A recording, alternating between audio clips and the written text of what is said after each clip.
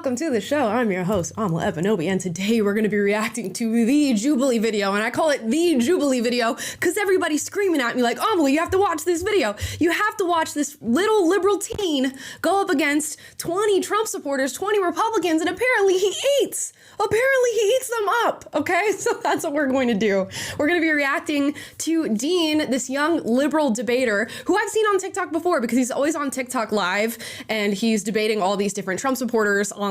So I've seen him before, and he is in this Jubilee episode and he's going up against 20 Trump supporters. This is very similar to the Charlie Kirk episode where he went up against, I guess, 20 woke college students. So we're flipping the script a little bit and everybody is telling me that this man ate down.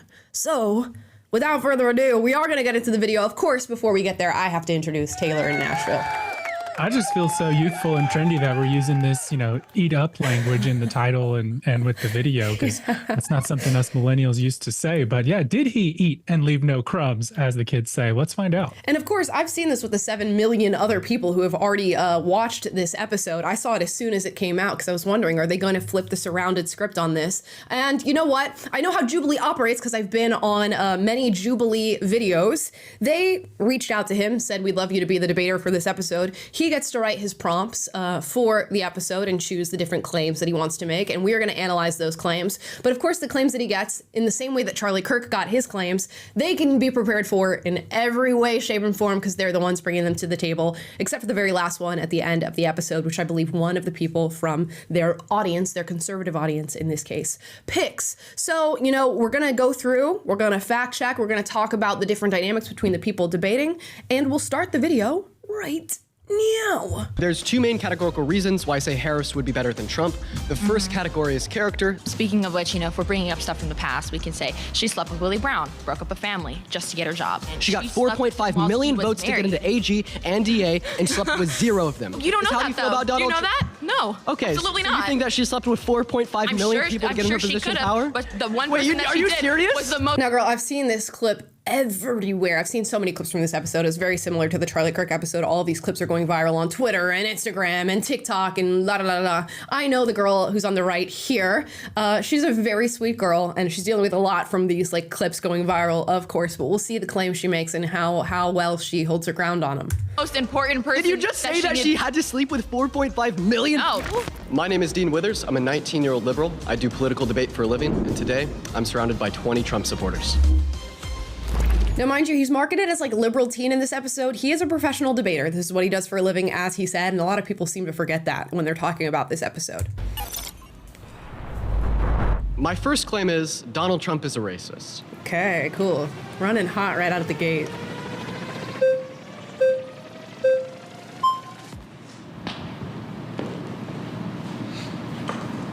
Yeah, so I don't understand how people get this idea that Trump is racist. My family came from a communist country. They came from Cuba and they came from Mexico. So I don't see anything or any statement that he's ever made that's racist. I mean, there's accusations, but there's no facts behind it. And this whole idea that all Hispanics are illegal immigrants and they came here undocumented is not true, because my family came here on both sides through the legal immigration process, not illegally here.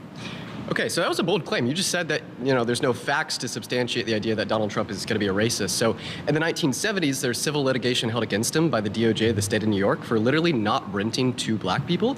What they did is they'd send in, quote unquote, testers to his rental properties at the time. They'd send in a white person. The white person would ask the property manager if they had any available properties to rent. They'd say, yes, here we go, here's a housing application. Then they'd send in a black tester that asked the same question, and then they'd actually be denied.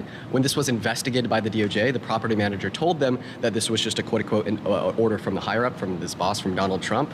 And then they investigated Donald Trump, brought civil litigation against him, and they essentially determined that, he wasn't renting to black people, in which he then had to promise the DOJ. Now this lady's shaking her head, and she's shaking her head for good reason. I'll let him finish his sentence first before we get to talking about this point. That he was no longer going to racially profile in his housing application, and even had to put ads in the New York newspaper at the time, saying that he'd rent to black people. So what you're saying is basically he's not renting to black people, but yet he employs a lot of minorities. He employs a lot of blacks, Asians, Hispanics onto his staff. So why wouldn't he be renting to black people. That doesn't make any sense. Okay, so this guy's not prepared for the argument, of course, which is why he's throwing the question back, like, why would he not rent to black people? Now, I looked into this 1970s case, this civil litigation against Donald Trump. What they essentially found is that when they did these testers, despite what Dean says, they weren't just outright denying black people. They would tell certain groups of people that the rent was actually, you know, twice the price of the estate as that it really was. And those people would then, of course, not go on to apply for the property because they've been lied to. Now, if you are doing that exclusively to black people, you're discriminating. You still have, you know, a case in the claim that Dean is making about him being a racist. It took like 2 seconds of looking into this to find articles on like Politico where it says that Donald Trump was never actually told to have been discriminating against black people. He never said that out loud. Donald Trump writes in a 1987 book that if there was any sort of discrimination, he would not rent out his properties to people who were on welfare, whether they were white or black. He made that very clear. He never had to write that he was discriminating against people. In fact, and I'll pull up this article here just so everybody has it sourced, because I know a lot of the leftists who will go on to read this episode are going to want a source here. This is from Politico. It says Trump and the company entered a consent decree settling the litigation in 1975. The agreement contained no admission of wrongdoing, but required the Trump firm to institute a series of safeguards to make sure that the apartments were rented without regard to race, color, religion, sex, and national origin. Got it? Okay. Trump actually countersued when all of this was happening for slander. So, I mean, there you go. And if it's the one example that you have to lean on of racism from Donald Trump is from the 1970s, could we really work it into, you know, the modern day and age, especially when you have a candidate like Joe Biden, who is the current president of the United States, who has a history that is littered with racism. He was actively fighting for segregation, saying that schools would be turned into racial jungles if you allowed white students and black students to go together. He called black people super predators. He said recently, if you don't vote for me, you ain't black. He says that poor kids are just as good as white kids. Now, I imagine Dean's retort to that might be, well, Biden is no longer the candidate. It's Kamala Harris. It just happens to be his VP running mate, who is now the new candidate, who actively fought against Joe Biden when they were doing debates for the Democratic nomination and said he's a racist. And she actually labeled all the reasons why Joe Biden was a racist. So, you know, do we really want to play the race card and the racism card in this debate? Just quite yet. But we're coming out of the gate with this allegation against Donald Trump. Just give us evidence of any time in the modern era where Donald Trump has been racist towards somebody. Please and thank you. Also, because it is an example of racism. But also is an example that the Department of Justice is weaponized against people that do something in life. Can you give me any evidence for that? I'll give you evidence of that. Yes, I will, because Trump was political for a very long time. He made political statements. He was very unpopular with a lot of Democrats. He would say things that they didn't like, and they would go after him. He weaponized the Department of Justice, Wait, but that's just like they are right now. They're weaponizing the Department of Justice against him. They're using the government for their political power to go against him because they disagree with his political opinion. That's what they do. The Democrats have been going after him for years, even considering he used to be a registered Democrat. So I don't... Not necessarily the argument to make, especially if he's citing something from the 1970s before Trump was really dedicating himself to politics. I get what he's trying to go, where he's trying to go with the whole lawfare argument, but it doesn't exactly work with the example that Dean is using. Believe that Trump is racist whatsoever. I don't see that, because I see his employees. I've been to a lot of his properties in the past, and I know that he hires a lot of minorities. So I don't believe that to be true. Even if Donald Trump was a racist and we could actually give, you know, fact-based arguments for him being a racist, clearly that does not disqualify him from gaining people's supports, as it never disqualified Joe Biden from gaining the support of the Democratic Party. And I imagine Dean was a supporter of Joe Biden and would be supporting Joe Biden had he not dropped out of the race for re-election. Okay, so your claim here is that, well, he actually didn't do what the DOJ accused him and held him liable for doing. Yeah, but the DOJ says a lot of things that doesn't make it true. If I finish real quick. So you're saying that the DOJ actually was unfairly persecuting Donald Trump, a political opponent. In the 70s, he wasn't running for any public office, so I don't know why you'd say that was a political opponent. But maybe we could look at a more intuitive example. Well, he's made political statements in the 70s as well. Okay, so your claim is that, yeah, the DOJ was unfairly persecuting him. Do you have any evidence of that? if you go back, do you have any evidence why the DOJ was investigating him in the first place? Yeah, because they had gotten no, there's no evidence. I mean, the DOJ has been an illegitimate organization for a very long time. Okay. So they make a lot of statements, but it doesn't mean that they're going to did they actually go through with anything. Nothing really happened at the end of the day. It was just a witch hunt at the end of the day. Okay. Well, I mean, I don't think you have any evidence for the claim that it was a witch hunt. I think that at the end of the day, this is a conspiracy theory. I think that Donald Trump Conspiracy theory. Mind if I finish real quick? Thanks. So I think that at the end of the day, this is going to be a conspiracy theory. I think that the DOJ does this. That Donald Trump would perpetuate a lot of conspiracy theories. He did this with the outcome of the 2020 election. But let's look at another example that's not coming from like the DOJ or like the criminal justice system. And we're like referencing like 2012 through 2014. Donald Trump said that because Barack Obama is black, he's obviously not a U.S.-born citizen. So therefore, he did not say that he was black. He's not a U.S.-born citizen. Well, let's talk about the birther movement, right? So I just have a quick question. Would you say trying to take there was legitimacy questioning his birth certificate. Questioning his birth certificate. What? It also doesn't make him a racist. I mean, it's fine. There is questioning because his family came from Kenya. How is he running for president? Wait, Donald Trump's mother's a Scottish immigrant. Should we question his birth certificate? They came here through the legal process. He didn't come here through the legal process. Wait, so you're saying that Obama's parents were undocumented migrants? One second, I just want to clarify this. Disqualified him as president. I just want to answer a question. Which would have disqualified. I want to ask you a question. Sheriff Joe Arpaio, who I'm friends with, looked into the claims of that birth certificate, and there was questions of whether it was falsified. Wait, so you actually believe that? Yes, I do believe that. Okay, so you were racist just like Donald Trump. I'm not racist. Oh, wow, you're calling a Hispanic and a Cuban racist. Do you mind if I... This guy's not prepared, I think, for the argument. Now he turns and says you're calling a Hispanic and a Cuban racist, which is possible. You can be a person of color and also be racist, so not necessarily the best retort to that accusation. I guess a good retort to that accusation is you can say things that people deem to be racist, but are factually they're not racist. They're not, and that would go for his example about about Barack Obama and his birth certificate. Well, mind if I take 30 seconds here? All right. So first of all, yes, another white liberal. All right.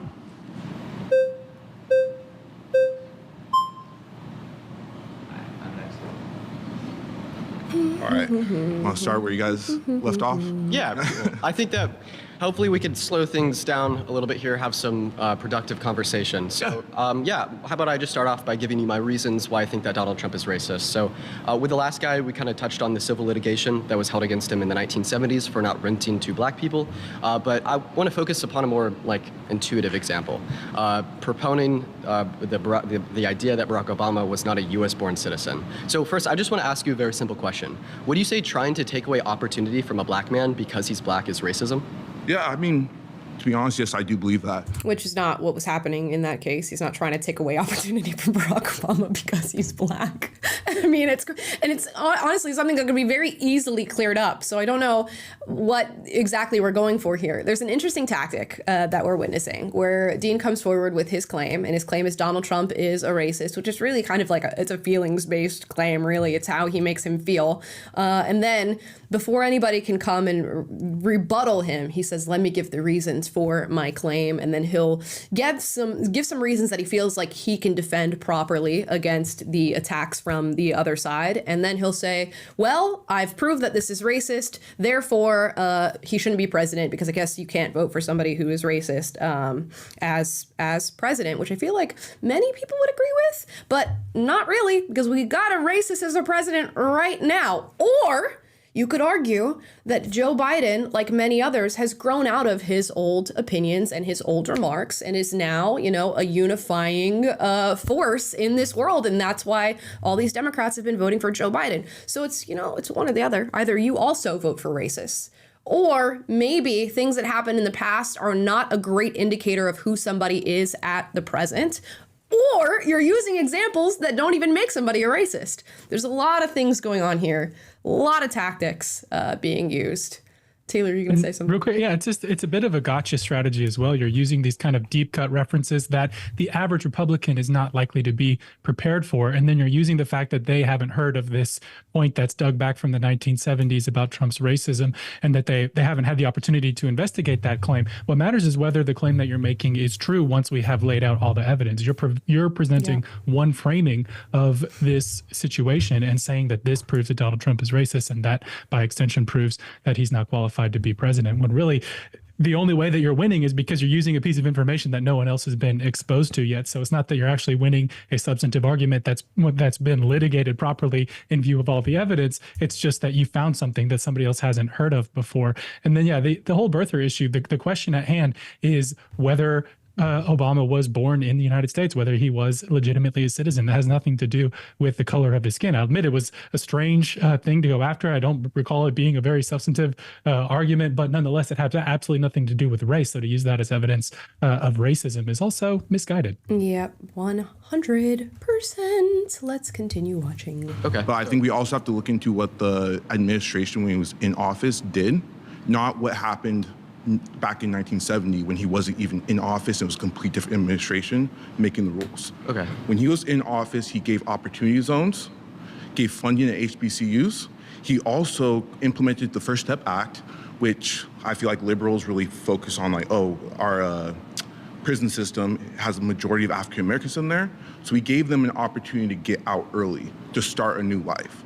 So I think if we're going to go back and look at some stuff in the 1970s, that's not really fair, because there's a lot of people on the Democrat side that have done worse things while in office.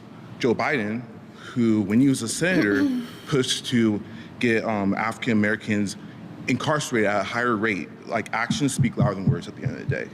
And what Trump did in office helped the Black community at an exponential amount compared to all the other administrations on the Democratic Party. Okay, so you're saying what he did in office helped African Americans more than other administrations. Yeah. You referenced historically Black universities. Mm-hmm. Do you know how much funding he sent to HBCUs? A decent amount. I can't give you the exact So the number. exact amount was $250 million per year. Okay. Do you know how much Obama's administration and Biden's administration have sent?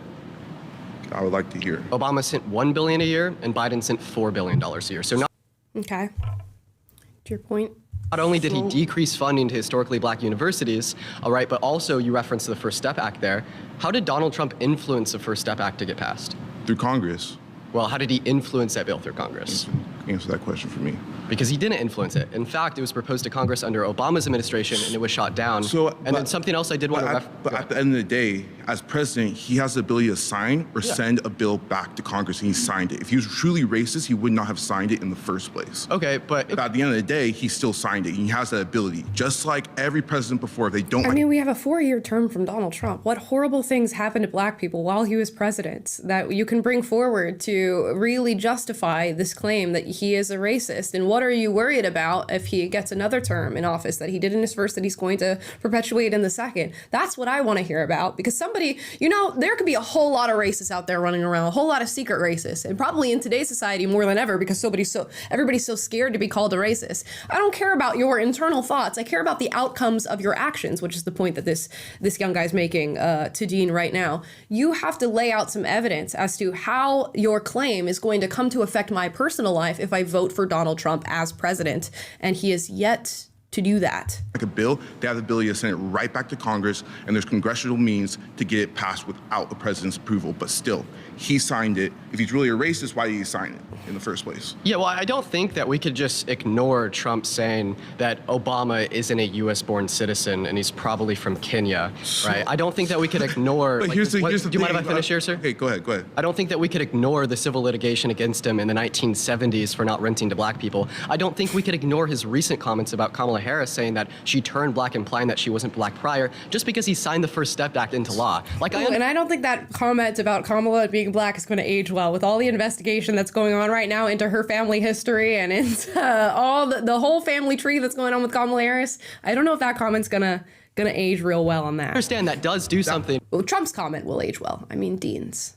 For the African American community, but I don't think we could say because he did this one thing that all of these other examples are null and void. You also referenced Joe Biden there. I have no problem saying that Joe Biden has a racist past. And in fact, I think that's something I need to recognize and we should all recognize. Okay. But what I can't stand is when I hear people denying Trump's racism, saying it never occurred when it's so obvious. But at the end of the day, what I'm trying to explain right now. It's not obvious. I mean, a quick Google search makes it very unclear what it is you're talking about when it comes to the civil litigation brought against Donald Trump in the 1970s.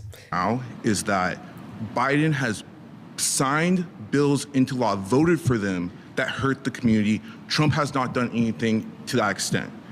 Sure, he says some things were maybe a little bit iffy way back. You're citing things from back in the 1970s that did not even have like, that he couldn't even like sign a law or anything like that because he wasn't even in office. He's been voted off the island. Who's next? Okay. I guess where I want to start with is looking at the actual word racist. I think nowadays it's a word that people throw around kind of like the word love. It is a very powerful word. It has a lot of negative connotation. It has a lot of power that comes with it. When I think of racist, I think of Hitler, who murdered millions of Jews. When I think of racist, I think of the Ottoman Turks that murdered 1.5 million of my people. I think of that. I don't think of Trump, who maybe he said things in the past, this or that. If we want to go about talking about saying things, Biden said Obama is one of the first mainstream blacks to be bright and intelligent. He said that you can only walk into a 7-Eleven if you have an Indian accent. He has said that if you vote for Trump over him, you're not black. He said so many of these things in his past, and the prompt is talking about, is Trump racist? But to me, it's not about that because of how the media has displayed racism. They just focus on Trump, and it is about both sides. They don't touch upon Biden. They don't talk about Biden. And when you look at his policies, like my friend mentioned, if Trump was a racist, he would not be passing policies. He wouldn't even give $1 to these black universities. If he truly had this, it's an intention of the heart. And I'll go out and I'll step out and say, I'm sure everybody here has said something racist in their life. That doesn't make you a racist. It's kind of like if you weigh 400 pounds and you eat celery, you're not skinny. All these examples that you're talking about. It's kind of like that. He had me, okay. Are from years and years ago. What has he done that's racist in the last maybe 5-10 years? 10 years ago, 2014, Trump was actively proponing Barack Obama's birther myth, the idea that he was not born in the But you already US. said that example. Give me something new, because that's... Okay, fine. Yeah, sure. I mean, you're asking for something in the last 5 to 10 years. That was 10 years ago. I thought that To me, I would just be like, so what? So, like, what is the impact that this is going to have on me as a voter moving forward? What is it? What is something that Donald Trump has done during his first presidential term that has impacted me negatively, that is informed by his racism, and that is going to continue if he gets a second term? You have to really let me know what this means for the future and going forward. And of course, this is a debate structure, so they're just going to go back and forth on this point for as long as they can. But I'd just go over that again. Okay. Another reason why I wanted to go over that again with you is because how intuitively racist it is, right? Denying or saying that a black man should have less. And he's already said it hasn't affected really his view of Joe Biden. And that's something that he needs to take in and learn from, is that he still supports a man who is far more racist in his past than any example that he can give of Donald Trump. So what?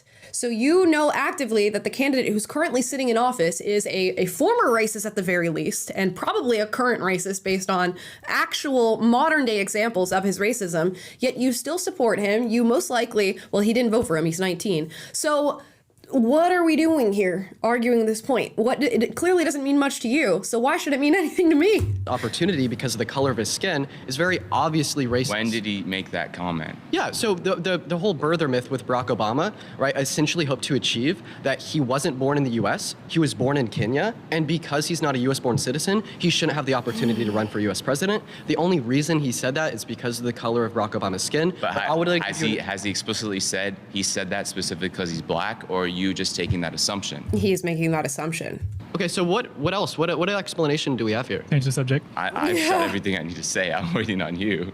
Okay, so I mean, well, yeah, I think that looking at Barack Obama, saying that he was born in Africa and then even denying his birth certificate from Hawaii, still like attributing his birth to Africa, I don't really see any other explanation apart from that, besides the fact that Barack Obama has black skin. And then another example That's from also like a comment. That wasn't a racist action. Taylor, do you have something to say? I'm watching your face right now. Well, again, it's the same issue. There's no evidence that Trump would call into question Obama's birth citizenship because of his race. It's just that he is not legally allowed to be president if he wasn't born in the country. It has nothing to do with his race. That's the only reason it would be called into question. And so Dean is reasserting this assumption, and it's just that is precisely it. It's your assumption. So I wish the rebuttal there would have been along those lines, but now he's kind of pivoting to something else. Yeah, pivoting. And that was a comment. Okay. What action has he taken part in the last 5-10 years that have been racist against not even just blacks, against other races? all right, first, I don't think that we should call like African Americans like blacks. I think that's a dehumanizing word. Oh, I'll be honest, I don't like when people say blacks either. You should just say black people. It just sounds a little weird. It sounds old-timey, like it sounds like, but I'm not going to be up in arms about it. But second of all, your opinion, but okay, sorry. Second of all, right? Even if we look at like the last month or two, I'd say that saying Kamala Harris, right, quote unquote, turned black, implying that she wasn't black prior. That's another racist comment. We could also reference that debate.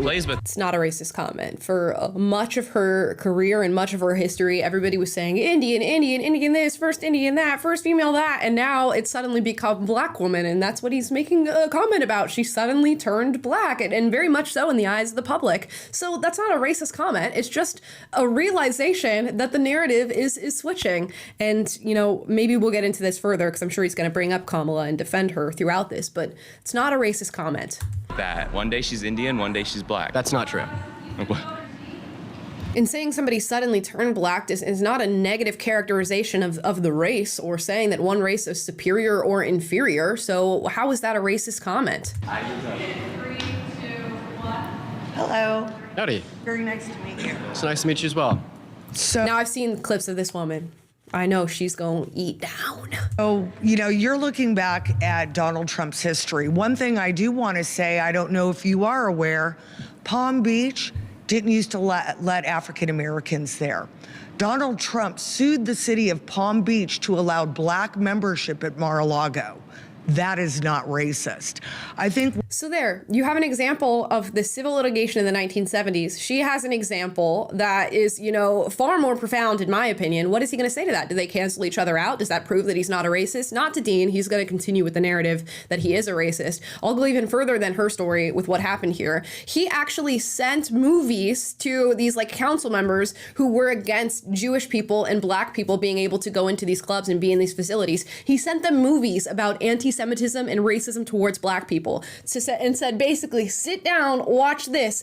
And guess what? I'm allowing Jewish people and black people into my club, into West Palm Beach. So your point? one of the problems that we have a lot on the left, every time there's a disagreement, we get thrown, you're a racist, you're a sexist, you're this, you're that. And it dissolves the discussions that we should be having on policies. Secondly, Donald Trump worked with Senator Scott to create opportunity zones in black communities. If he was truly a racist, it's not something that he would do. So I think the whole premise is he's a racist, he's a sexist, takes away from policy positions that we should be discussing. If we go to the border, and we talk about rapists and murderers. Yeah, they are happening. Laken Riley is now dead.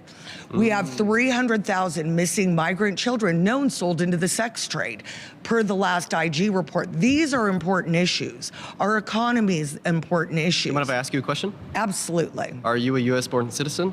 100%. You're statistically speaking 4 times more likely to commit a violent crime than an undocumented migrant. So when you kind of virtue signal on behalf of that. They shouldn't be here. Okay. Guess what? I'll give you another statistic. 100% of crimes committed by undocumented migrants are preventable.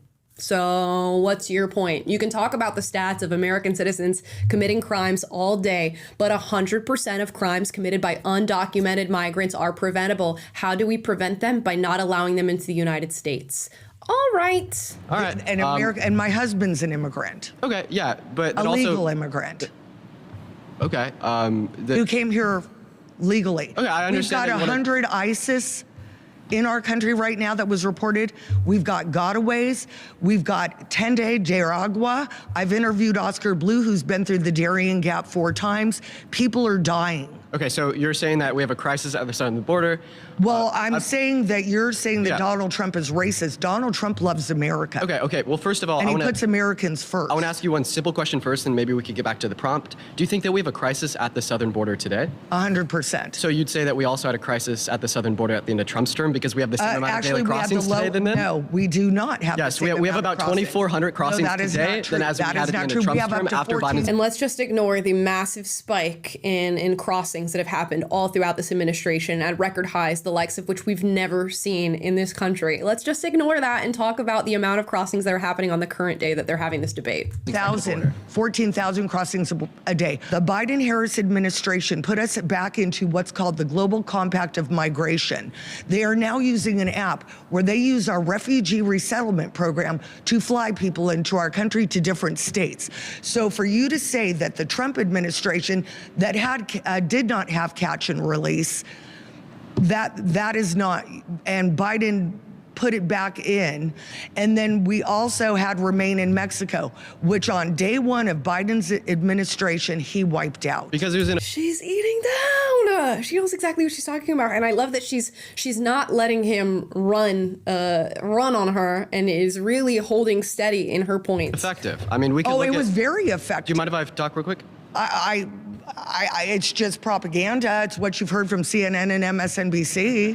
Actually, how about I provide you a source that isn't CNN, isn't MSNBC, and it's actually a source from Donald Trump's rally. So remember when Donald Trump got shot in his ear? What did he have behind him?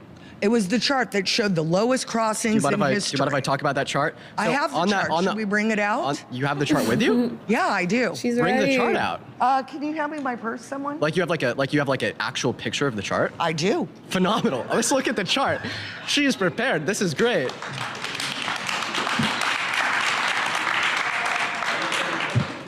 Oh, it's on your phone. I thought that you had like an actual. Well, it's a picture. We can hold it up to the camera if they want to see it. Okay, well, I mean, maybe we could just reference the data on that chart. So you're referencing the Remain in Mexico policy. So that was one of Donald Trump's day ones. He only had increasing border numbers until the day he signed Title 42 into effect. Year by year, they only increase. Is the that Remain why in Mexico policy, the wall, it was all incredibly ineffective border legislation. He couldn't get Congress together to pass anything, so then he had to reappropriate That's DOD not funds true. to build the wall. That's not true. Congress passed H.R. 2. It's been sitting on Chuck Schumer's desk since May of 2023.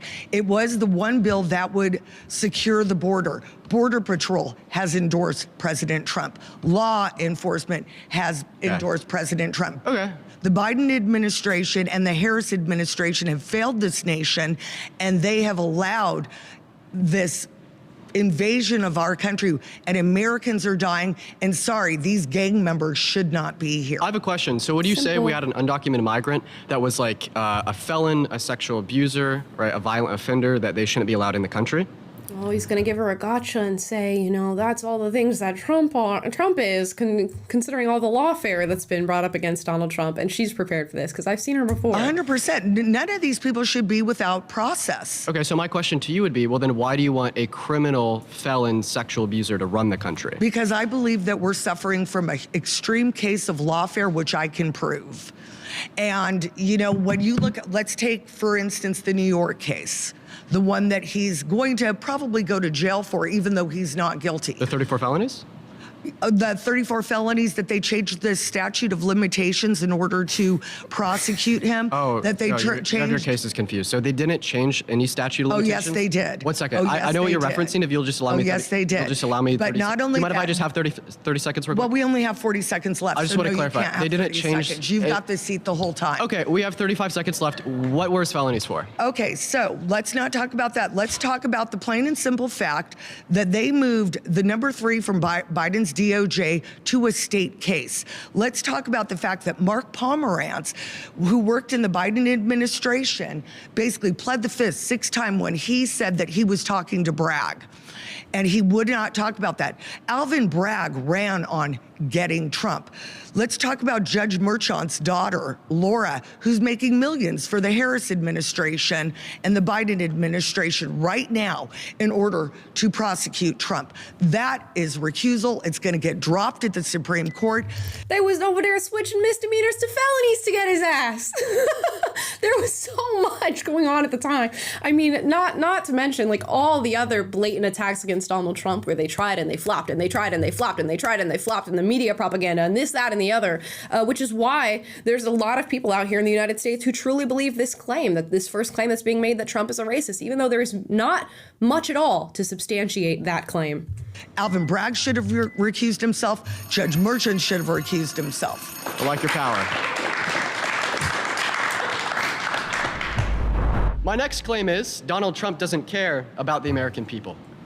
Donald Trump doesn't, okay, so Donald Trump is a racist. Donald Trump doesn't care about the American people. It's very interesting that these are, again, like very feelings-based claims. I don't know how you can go back and forth as to whether or not somebody cares about the American people, or how you would be able to identify whether or not what they're saying is actually true. Meanwhile, when Charlie Kirk did his debate, it was like, I think abortion is immoral, or trans women are not women, things that you can actually really go back and forth on. Whereas, how do we determine whether or not somebody actually cares about the American people? Hopefully we'll go through that question and figure that out. I completely disagree with you on that. That Trump doesn't, you're saying he doesn't care I don't know that Omar's ready to go back and forth about the American people. I mean, while he was president, he was pushing pro-economic policies, which were furthering the American economy. I mean, right now, if you go to a gas station, you're paying more money to fill up your car. Going to the grocery store, you're paying more for meat, you're paying more for groceries, you're paying more for a lot of things. Taxes are higher right now. So why taxes are higher right now? We're still under Donald Trump's tax. And never mind, somebody who doesn't care about the American people can also achieve all of these things. I don't know where the basis of care has to be argued in this case, but here we are. Tax code. We're not completely, no, that's not true. That's not true. Because each individual state can impose their own taxes. Federal taxes from the I'm going to give you an example. In Los Angeles County, they passed all these other measures, increasing quarter-cent sales tax here in Los Angeles County.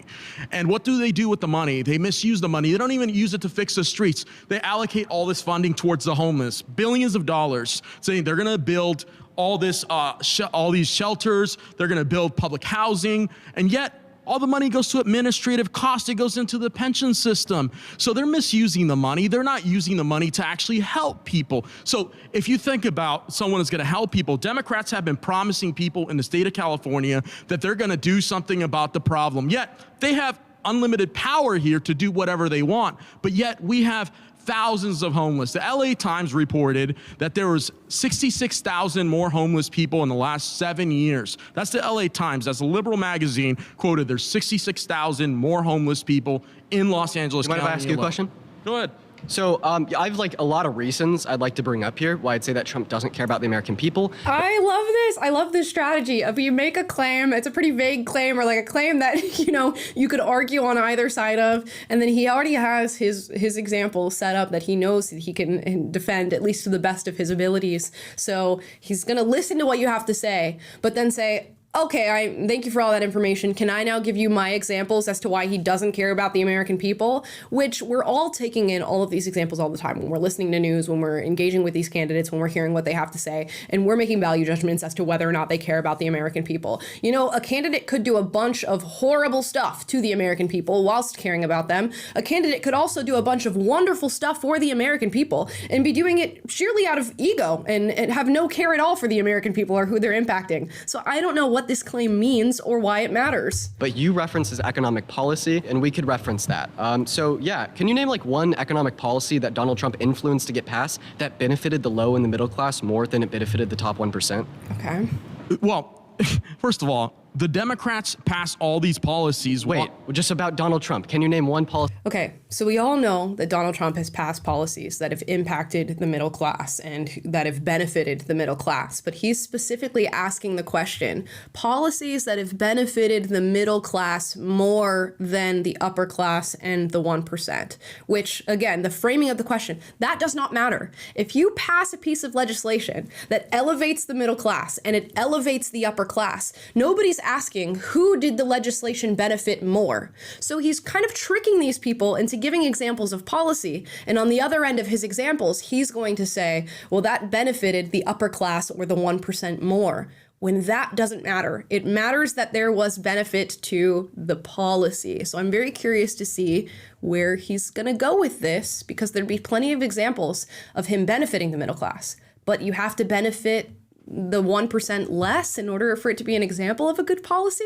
Policy he influenced to get passed that benefits the low and the middle class more than it benefited the top 1%. Yeah, he tried to, or during COVID, he tried to keep businesses open. I mean, Democrats were trying to close down all their states. Can you name a policy? Businesses that they put, no. They put a lot of businesses out of business during COVID. During the past years that COVID was in existence, all the states that were liberal, Democrat-run states, have controlled a lot of the process here in the state of California. Okay. Like, I'll give you an example. You didn't answer my. I'm so sorry. In the state of California, Gavin Newsom shut down this state. Ron DeSantis did not shut down his state. Yet you have businesses here that were small that went out of business. Yet you have the state of Florida, the majority of businesses stayed in business, did not go out of business. The only businesses that went out of business, that stayed in business, were corporations like McDonald's, Burger King, and Walmart. Okay, so, sir. And with by the way, all due and by respect, the way, you literally didn't by the answer way, my question. The Democrats were benefiting. Okay, so let's try to answer this question, but I have a feeling built into this question, it sort of makes it unanswerable because he's going to argue that these policies benefit the upper class more than the middle class. You could point to the tax cuts that Donald Trump put in place, which benefited the American people, but I guess he'll say it benefited the 1% more than it benefited the middle class. But it doesn't matter if the average middle class American was bringing home $6,000 more a year in their paycheck when Donald Trump was president. Does that matter? He brought new technologies to rural parts of America and actually singled them out, rural farmers, these sorts of industries where, of course, you have middle class and low class Americans who are working these jobs. But I guess you'll argue that corporations in large part own the farms, so the 1% in the upper class benefit more from those types of policies than the middle class do. I don't know exactly what you want to do. He brought foreign jobs that we were outsourcing to other countries, places like China, back to the United States. He brought back manufacturing jobs, but I guess that benefits the 1% who run the corporations more than it benefits middle America. You see how the framing of the question actually sets you up for failure, no matter how many answers you have as to the policies that have benefited middle class America. So, I mean, we can keep going, but Benefiting those businesses because they were voting in favor of them. Okay, with all due respect, you literally didn't answer my question. I asked you to name a policy that Trump influenced to get past that. But yet you're the one that called me racist earlier, so I'm supposed to answer you? Okay, well, I mean, if you don't want to have a productive dialogue with me here, I don't see what your point of even showing up to the episode would be. Well, productive is not calling someone racist either, right? okay, next. Real quick, we got a $50 super chat here from Britt Cormier, who says, the way this should work is if he says, I think Trump is X, he has to defend that statement and give examples. He should not be asking them to name a policy that proves the negative. Yeah, it's that same gotcha tactic that we saw before. Yeah, he does have the burden of proof, which I guess he's coming with his examples. But, you know, we'll see if they hit moving forward, because I have a feeling, you know, from what I've seen, we have a lot more of this to go. Cool. Howdy. Oh, Hi. George. So maybe we could go about it this way. Can I give you my reasons why I'd say that he doesn't care about the American people and get your thoughts? Let me, if you don't mind, let me start. Okay. Is honestly, the question's dumb. The statement's dumb. Thank you, George. Because it's one-sided and it's an opinion on what we think he believes or he feels. So this prompt says Donald Trump doesn't care about the American people. I would like to give you my reason. Well, I'll actually answer the other thing you mentioned. See, now that he's getting valid criticism of the claim itself, he's like, let me give you my examples. Examples. A policy that Donald Trump pushed for that benefited low and middle income people. More than it benefited the top 1%.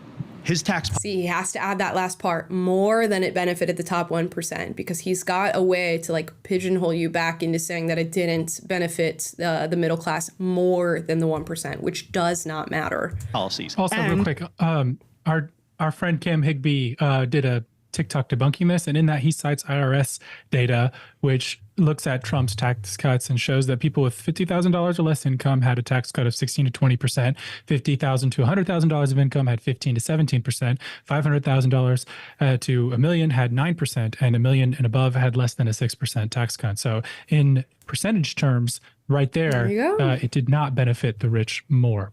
Huh? Fair enough. Thanks, Cam. Appreciate ya.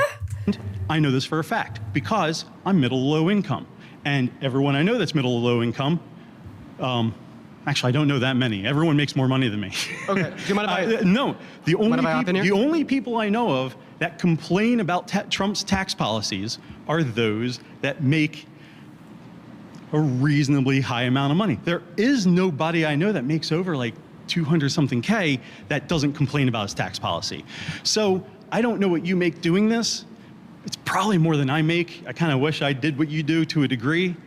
But if you're making more than 200K, then I'm sure you can complain, but I'm benefiting and I make less than you probably. Okay, so first of all, you said that Trump's tax policy benefited the low and middle class more than it benefited rich people. That claim is false. 83% of the tax cuts in the bill went to the top 1%, went to people making over $400,000 a year, and it cost the American taxpayer $1.9 trillion through debt-related spending, and it only is going to lead to an average annual GDP increase of 0.02%. Please allow me to finish, right? So it is the case that no, that didn't benefit the low and the middle class more so than the top 1%. It only is leading to a greater income inequity. Benefit is benefit, baby. I believe you, and I don't agree with you, and I've seen no data to support that. Okay, so that's coming from the Tax Policy Foundation. That's coming from other economic sources that we would find online to be able to distribute how much it costs. He got voted off. 2, 1. Who's next? Okay. Oh, Blue Blazers black. So is it all right if I give you my reasons why I'd say he doesn't care about the American people? In 10 seconds or less. She knows the game already. I love her.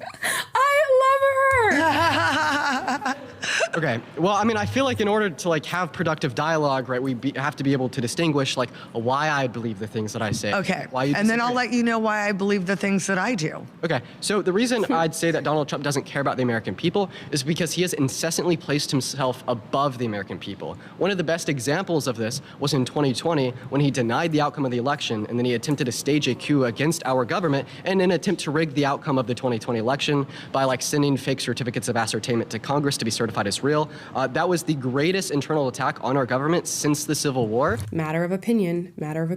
And, you could argue that a lot of this might have been done at the request of the American people and American people that were in support of him, regardless, Another example would be the border. He has inconsistently placed himself above the American people in that respect. He torpedoed Lankford's bill in the Senate that would have specifically brought into the crisis. We already spoke about this bill, full of pork, including over $100 billion in foreign aid to Ukraine and Israel, which I don't even know, how do leftists feel about that? Because they're using this as a point of Trump could have fixed the border and then he shot down the bill. That bill included tens of billions of dollars being sent to Israel, which you guys claim is committing a genocide right now. So how do you feel about the fact that he got that bill shut down?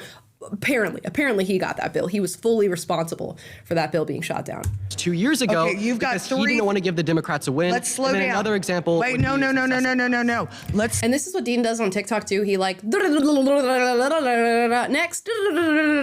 and he and Parker are very similar in their debate style, which is why I've seen both of them on TikTok because they're constantly on TikTok live talking to Trump supporters in this very same way. Slow down because you just put out so much, and let's unpack that a little bit. Let's do it. Okay, so the first thing that one thing I would like to say, does Donald Trump care about the American people? Donald Trump went to East Palestine. Joe Biden waited 6 months. Okay? Okay. Donald Trump went to the military families of the soldiers that were killed at Abbey Gate. Joe Biden forgot their names. Donald Trump went and visited the people whose families were killed by migrants that were criminals. Joe Biden won't mention their names. Donald Trump let me, an average American citizen, go to his house 3 times. Okay. And you can go on and on with these examples all day, and I'm sure you could do it for any candidate that has ever existed ever. Examples where you felt like they care, examples where you felt like they dropped the ball, which is why this whole prompt and this whole argument at its heart is not really a very fruitful one. But I digress. Real quick, I'm going to read another $50 super chat we got from Kaylin Lee Kwai, who says, watching this compared to the Charlie Kirk one, and just want to say that it's so refreshing that people aren't rushing to fight over the chair and make weird faces like Alt Kamala. Yeah, like Alt Kamala. Y'all keep commenting. I did a clip of that girl, and you guys keep saying, she looks just like you. It's you in another universe. I can see the resemblance. I really can. Yeah, this is a very different, the temperament of the crowd is very different. Nobody's rushing to the table. I did notice that as well when I watched this. Hey, do you mind responding to my reasons why? Okay, let's start with reason 1. Cool. Every election in history has had challenges, including Bush v. Gore. Okay. There have always been alternate electorals. I believe that January 6th helped Democrats well more than it ever did Republicans. You know why? Because it stopped the debate on the floor. And I, as a Republican, wanted to see that debate on the floor that day. I had problem with the elections. In 2022, My son's vote didn't arrive, and I was a candidate. Okay, I just want to clarify. So you do affirm that Trump sent fake slates of electors to 7 different states? They were not fake. There's always alternate slates of electors in every single That is election. not true. That is not That is true. That is not true. That is true. I worked on the Ron Paul campaign Is it possible? when you were like 5. Is it possible this that has happened all the time? Okay, yeah. Could you give me another example of a sitting U.S. president not agreeing with the outcome of the 2020 election, then going to the DOJ? Trump told Bill Barr to announce widespread voter fraud when there wasn't any. They didn't investigate it. They didn't investigate it. Every single case was there were every 63 single court case cases that were dismissed on standing because they didn't have sufficient evidence. No, because they. And I've seen people like do videos about this, like actually doing the research and fact checking the things she's saying. Because I'll be honest, election fraud is not my forte. I didn't look awfully deeply into all the different election fraud cases that were happening when January 6th ended up upending everything. But I've seen people fact check what she's saying, and they're like, yeah. What she's saying is true, so I'm not sure. And he's just saying, no, you're wrong, no, you're wrong, no, you're wrong. Even though the things that she's saying, she is substantiating, and others have substantiated, so I'm not sure. And again, what does this have to do about care for the American people? Again. I just got to point out, too, he said, can you give me another example of a sitting U.S. president disagreeing with the 2020 election, which I'm sure he just misspoke there, but there was only one sitting U.S. president at the 2020 election. So that's literally an impossible question to answer. Yeah, misworded maybe. The judges said they never saw the evidence. Okay, I'm going to go to tell you what happened with the 2020 election. So okay, Donald Trump you're going to tell me what you think happened, but I'm going to tell you that you're wrong. Okay, one moment, ma'am. Donald Trump formed, an election integrity committee where he appointed his people and gave them millions of dollars. What's happening you mind now? If I finish? No, I do mind because you know ma'am, what? If you can allow me to finish, we can't have a productive conversation Well, here. we can't have a productive conversations when you have an entire 20 minutes and filibuster the whole thing. Okay, well, if you want to talk, go ahead, but you're not allowing me the time. Okay. I mean, he's interrupted her plenty, so we're good here. To demonstrate why I believe in what I do. Okay, but you're not allowing me to say basic fact of what has happened in this instance. Every person that runs for election has the opportunity to challenge an electoral process. That is not illegal. What's happening now is you've got attorneys that were looking into the election fraud, which the Biden DOJ is now prosecuting, having their law licenses removed. We are watching communism in live action, and you know what? I want you to have a future. Can you define communism? Yeah, basically it's mob rule. It's Marxism. It's mob rule. It's false. Literally all wrong. Communism is a stateless, classless, moneyless system. She's talking about what communism comes in into implementation, which we can witness throughout history. So you can say that she's wrong by not giving you the actual definition of communism, but she's not wrong. Society. Okay.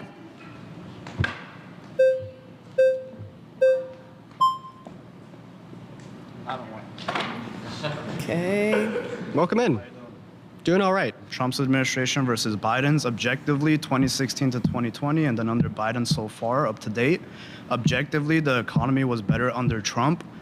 Inflation was as high as, I believe, 9% under Biden. It's destroying the middle class, and then it's also putting people in more poverty. So how does that make Trump not be in support of American people? If it's breaking down the middle class, putting people in more poverty. Yeah. So things in the grocery store are 4 times higher to pay for. People are having harder time to put food on the table for their families. Yeah. During the Biden administration versus Trump. So I want you to explain. Well, let's start off here. Do you think that the Biden-Harris administration caused inflation? Yeah, because under Trump's administration and the policies he induced, inflation was never that high. Okay. And then after COVID hit and Biden's administration took over, everything skyrocketed. Gas prices, grocery stores, everything. Your argument here is because it happened in the country while they were president, they caused it. So my question to you is, did Donald Trump cause the highest rate of unemployment that we've had since the Great Depression in August of 2020 at 14.8% simply because it happened under his administration? No, simply because people couldn't leave their home, which was, causing people to and now we're introducing external variables. So in the same way COVID caused, that high rate of unemployment that we had under Trump's term, COVID also caused the global inflation that we saw onset at the beginning of the Biden-Harris administration. This didn't happen locally in the U.S. Taylor, say your piece. I see you. Okay, well, you know how he loves to name legislation. He really likes the American Rescue Plan and the Inflation Reduction Act passed under Biden. Those two together injected $3 trillion, or amounts to $3 trillion of spending by the U.S. economy. How do you cause inflation? You spend money that you don't have. You increase the money supply. He also increased energy regulations from day one, which is what causes the price of everything to go up. When you make energy more expensive, groceries get more expensive because it's required in their production, their transport, everything else. So he's also drained our strategic oil reserves in part to artificially lower the price of petroleum leading into elections, but that's neither here nor there. His policies also are all about like increasing welfare, putting price caps on different things, which are all just different ways of manipulating the economy in ways that sound good, but actually end up making things more expensive. So until you can account for $3 trillion of spending and how that doesn't cause inflation, like I'm not sure I'm going to buy that it was all just COVID. And I'll just let Taylor read on that one. This inflation happened all around the globe, but a fun fact here, the Biden-Harris administration actually ushered in the quickest response from the inflation onset by the pandemic out of any other country in the G7. I had another point, which was that.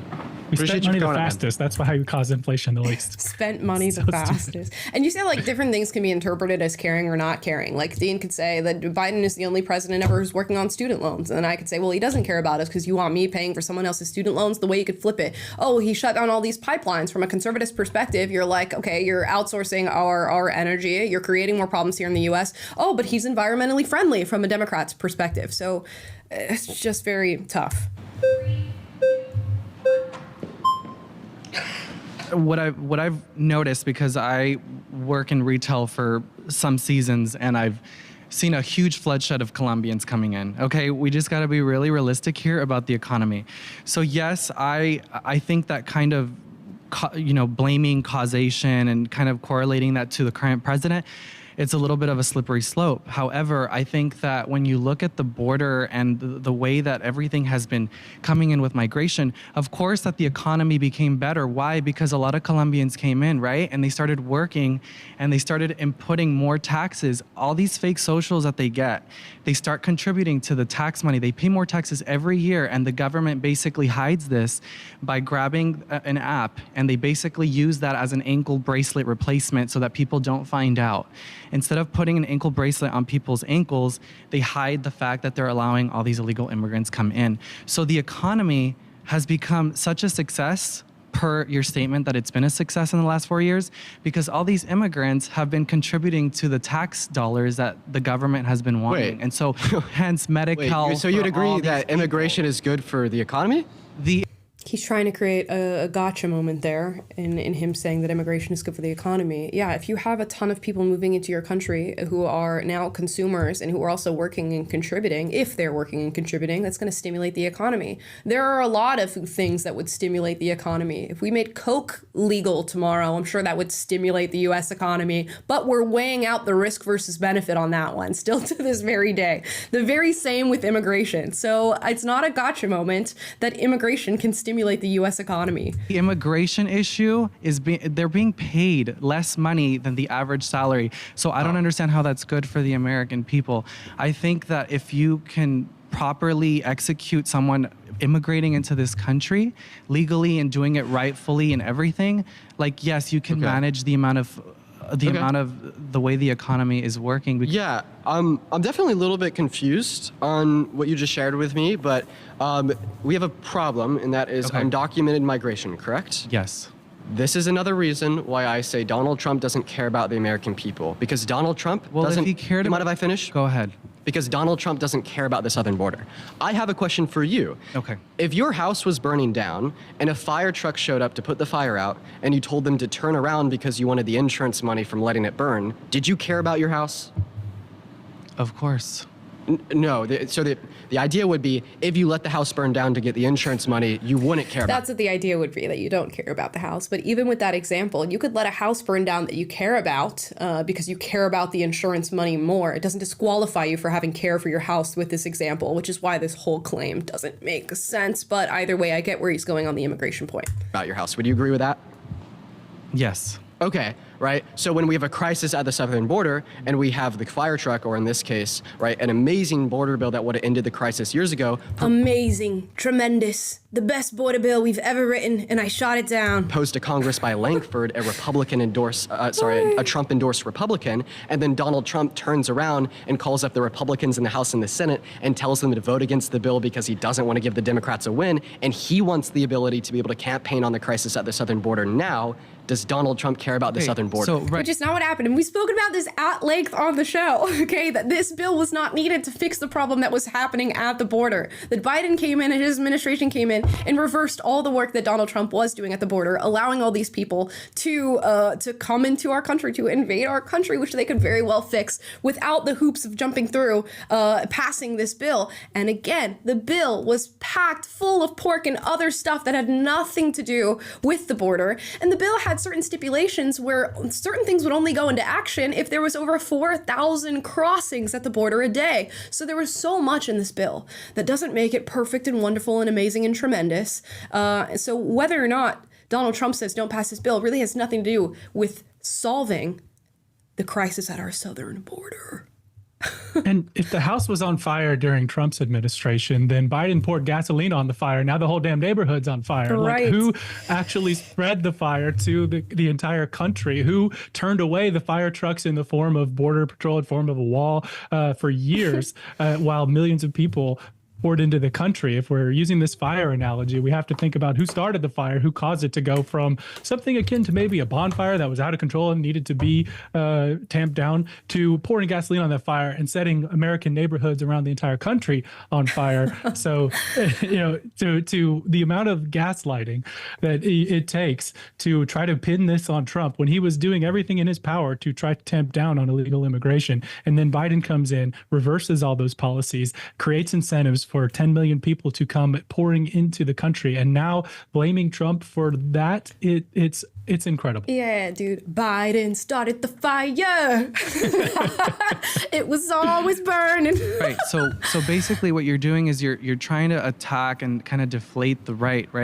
But at the end of the day, we got to realize that no side is potentially perfect, because clearly the Democrats are going to see that the right are horrible and the right's going to see that the Democrats are also. But do you mind answering the question there? Because I did make an important point there that I don't think should go unnoticed, right? In the same way, in the hypothetical, if you let your house burn down and told the fire truck to turn away, you don't care about the house. And if Donald Trump lets the crisis at the southern border continue and tells like the Republicans in the House and the Senate to turn the border bill around in 2022, he doesn't care about the southern border. Look, the border's always going to have a crisis. There's human trafficking constantly. If you look at the narcotics, if you look at all these drug dealers that are coming in, right? Next. Thank you. Next. Hi, thanks for coming up, man. What's your name? Jordan, nice to meet you. Dean, we have 3 minutes and 42 seconds left on the clock here. I would like to bring up a huge reason why I'd say that he doesn't care about the American people. Is that all right? Yeah. Cool. It's because how much he lies. Donald Trump is an incessant, unapologetic liar. He lied to the American public over 30,000 times while he was president. He told the biggest lie that any sitting president has ever told with the denial of the 2020 election. That's up for debate. Also, have you met any politician ever before? The amount of times these people lie. Plus, we all got to witness it firsthand with this whole ABC debate between Kamala and Donald Trump, where he got fact-checked a handful of times, and Kamala got 0 fact checks and lied tremendously, to lean on some of Donald Trump's rhetoric all throughout the debate. So not only do you have a liar as a candidate, but a liar who's not held accountable in any way, shape, or form, because the systems are all working in her favor. And what is the Achilles tendon to a democracy? An uninformed voter base. Trump has misled his voter base, has made them misinformed, has made them engage in fringe conspiratorial hearsay by his incessant lies. Okay. Can you give me any reasons why you think Joe Biden cares about American people more than Trump? Okay, I mean, yeah, sure.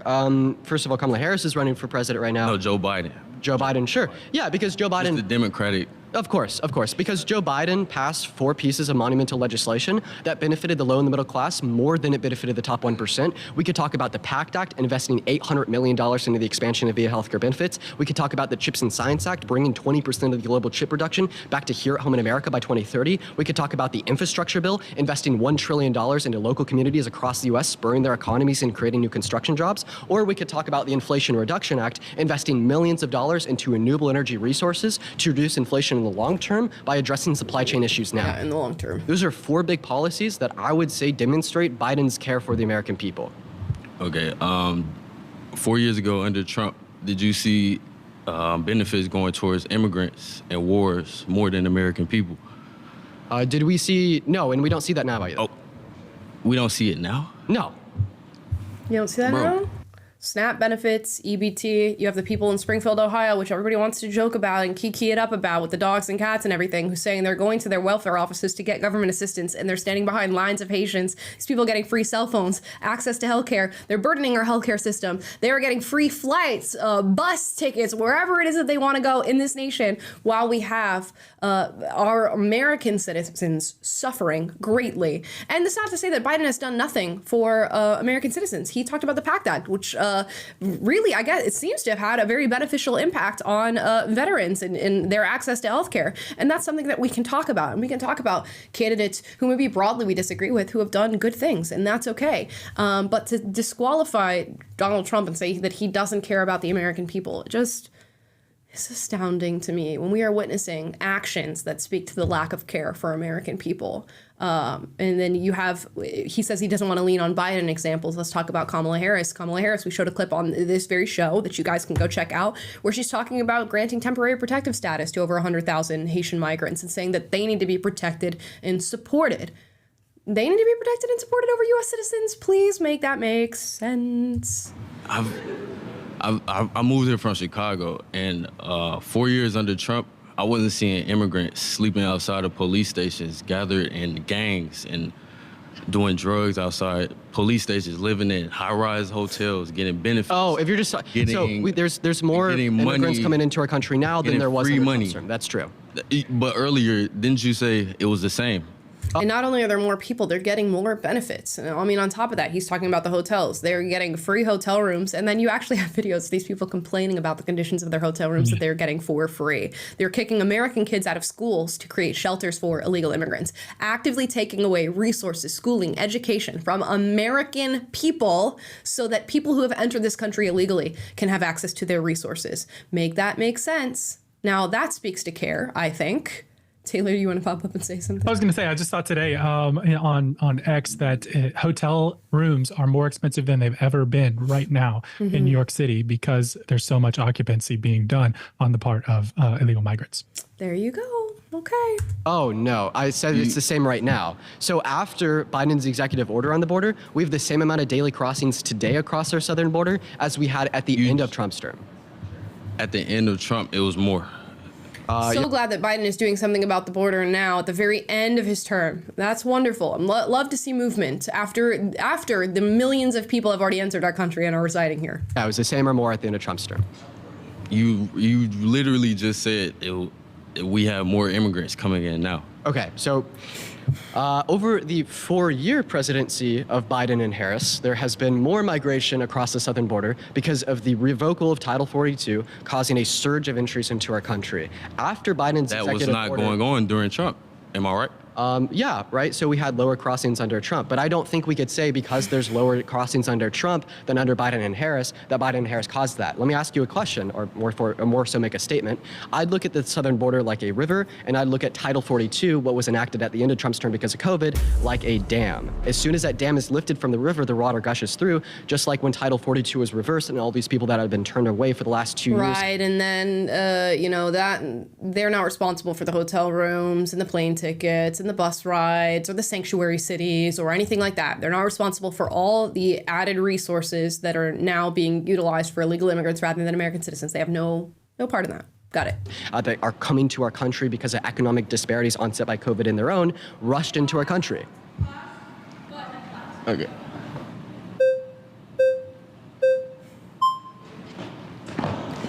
Okay, I thought we were going to switch prompts. We're still Sorry, going. I just had to very quickly. The one thing that I look at that shows how he cares for the American people is that he's a multi-billionaire that chose to run for president, and he's one of the only presidents that's net worth has actually gone down. If he didn't care for the American people, why would he even go out of his way, lose his worth to run for president? Great question. And here's what I'd say. I'd say that Donald Trump has billions of dollars, literally speaking. He doesn't care about money. He wants something else. He wants power, right? And being able to force himself into the highest position of ranking power in the world is a big deal. And that's what he wants. He doesn't really care about the American. And then he can retort back and I say, I think it's a selfless act because he had all this money, and with money comes power. And he decided to give a lot of that up in order to become president. You see, this is just how we feel about things. This is not like you can make a moral judgment or an opinionated statement about anything and interpret it in so many different ways. People, or else he would have enacted legislation for the low and the middle class, or else he would have not tried to over. Okay. Hey, before we go, Sorry, we're gonna skip the ads. My next claim is Kamala Harris would be a much better president than Donald Trump. Okay. Another value judgment? Yes. I don't believe. I think it's going to follow the same structure. Like, from what I've seen, this follows the same structure all throughout. He gives a value judgment, then he has his already pre-made examples that he knows he can defend, and then he throws it back to you. That Kamala Harris would be a better president than President Trump.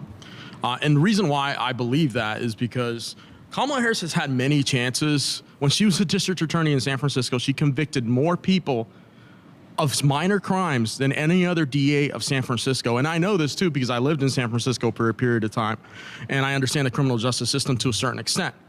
So Kamala Harris, if you have her as president, she's gonna go after people for minor offenses. She's gonna try to convict people for even marijuana, for an example. I mean, come on. Most people in this country have already been past this whole issue with cannabis and everything. And I think that's something that now that should be overlooked, and it should be something that should be legalized on a federal level as well. But I do believe that Kamala Harris, if she convicted people of small petty stuff like people having a minor amount of marijuana and had the highest conviction rate in San Francisco, how can you have someone like that as president?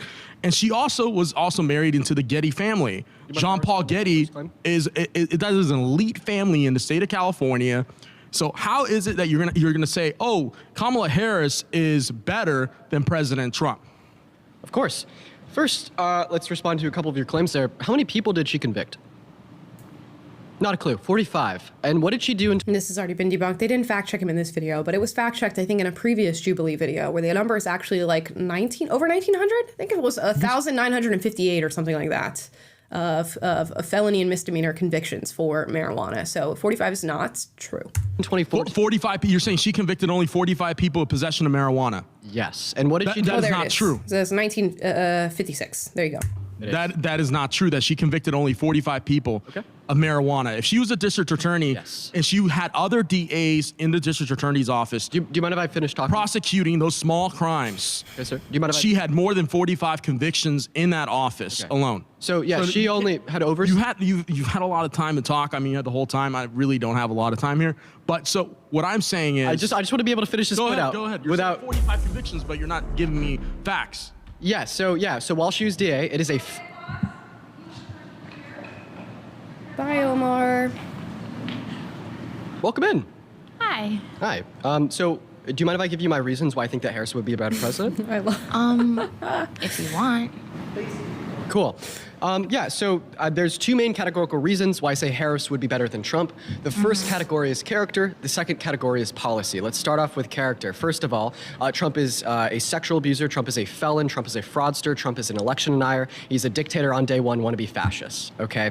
Kamala Harris is none of those. Kamala Harris wants to protect and preserve a democracy. She wants to fight for the freedoms of all Americans, especially the 170 million American women and girls. And then we could reference policy next. If you want to respond to character, go for it. If you want me to hop straight into policy. Again, we just have different opinions on this. Like, some people are not going to agree that a fight for abortion and reproductive rights, as we call them, is something that is adding value to the world or speaks to your character. And you can go back and forth over this all day long over these two candidates. At the end of the day, people are making judgments as to who they think is going to benefit them most. And for these people, it's Donald Trump. But we'll hear more about Kamala Harris's character. Of course, I don't agree with the statement about Kamala Harris's character. We can look through her career and how she got her career, and that is a character judgment on my part with my own personal opinion as to how she got where she is right now. She is a DEI candidate, in my opinion, which speaks to her character. The fact that she's ushering forward diversity, equity, and inclusion, I think, speaks to her character. The fact that she is an equitable candidate, and that's how she views herself, self-proclaimed search for equity, speaks to her moral character for me. She supported the BLM riots that were happening in 2020 and said that not only are they going to continue, but they should continue. Billions of dollars in damages, American lives lost, people destroying facilities. You could call that an insurrection if we want to throw that word around and call January 6th that. So that speaks to her moral character. But Dean's not going to view my judgments of her moral character the same. He has a different opinion. So we can continue to go back and forth all day.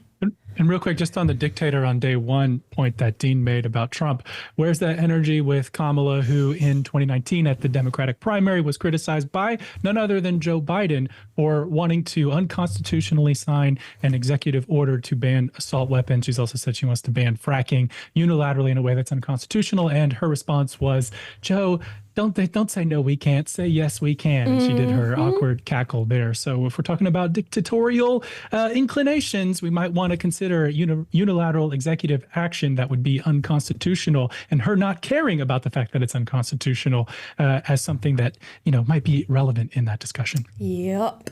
I could do that too. Well, starting with character, I technically do not think she's a good person. Speaking of which, if we're bringing up stuff from the past, we can say she slept with Willie Brown, broke up a family just to get her job. And while she was there, she did more than sleep with that man. And that man, I think, is he's like 31 years her senior or something like that. Something crazy. He's crazy older than her. And she was in his 20s messing around with Willie Brown. And there's a lot of people to talk about that, but we'll hear what he has to say. She used a firm that was putting people in jail that had false positives on drug tests.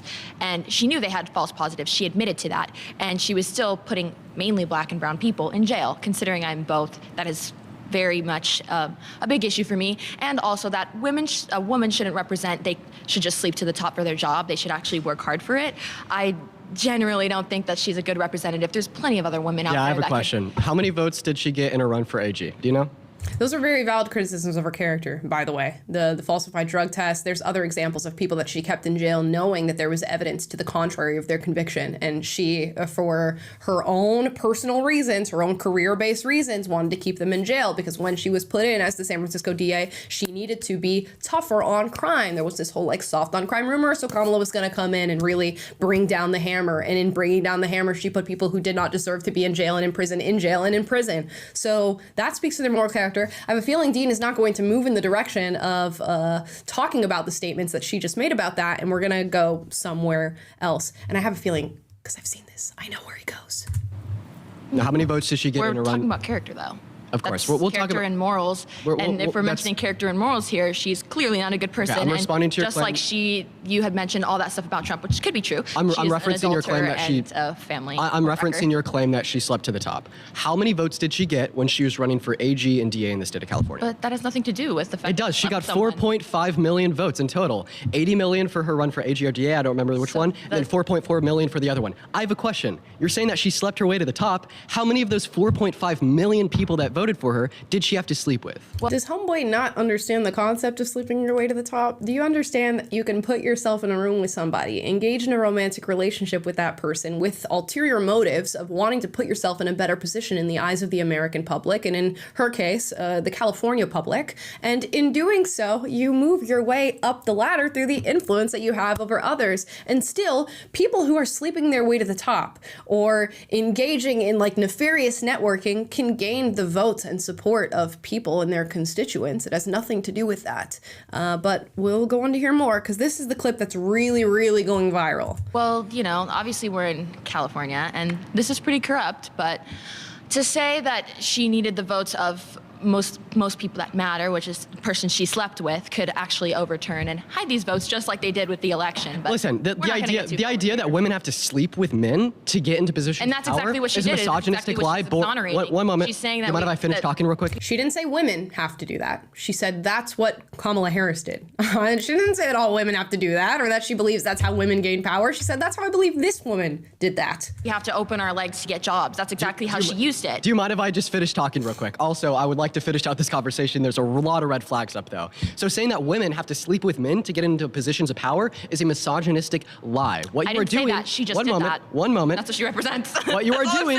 What you are doing is you are taking Kamala Harris. You are taking her character. You are taking her proposed policy. You are taking her intelligence, and you're taking her wisdom, and you're throwing it out of the window. Because when you say that the only reason she's in her position of power today is because she slept with a man that had been legally divorced for 3 years is a lie. I'm sure she loved Willie Brown. I'm sure she loved that 31 years older man who happened to be in a real powerful position. I'm sure she loved him down. Don't like.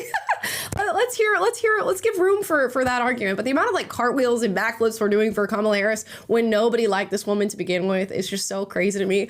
And if you go through, there's actually a video of Judge Joe Brown, who you might recognize because he was like a very famous. He was on television, but he also has his history in law, and he's talking about Kamala Harris and having known her, been in rooms with her, and talking about the fact that he believes that she slept her way to the top with Willie Brown, with Montel Williams, like all these different men that she found herself a part of.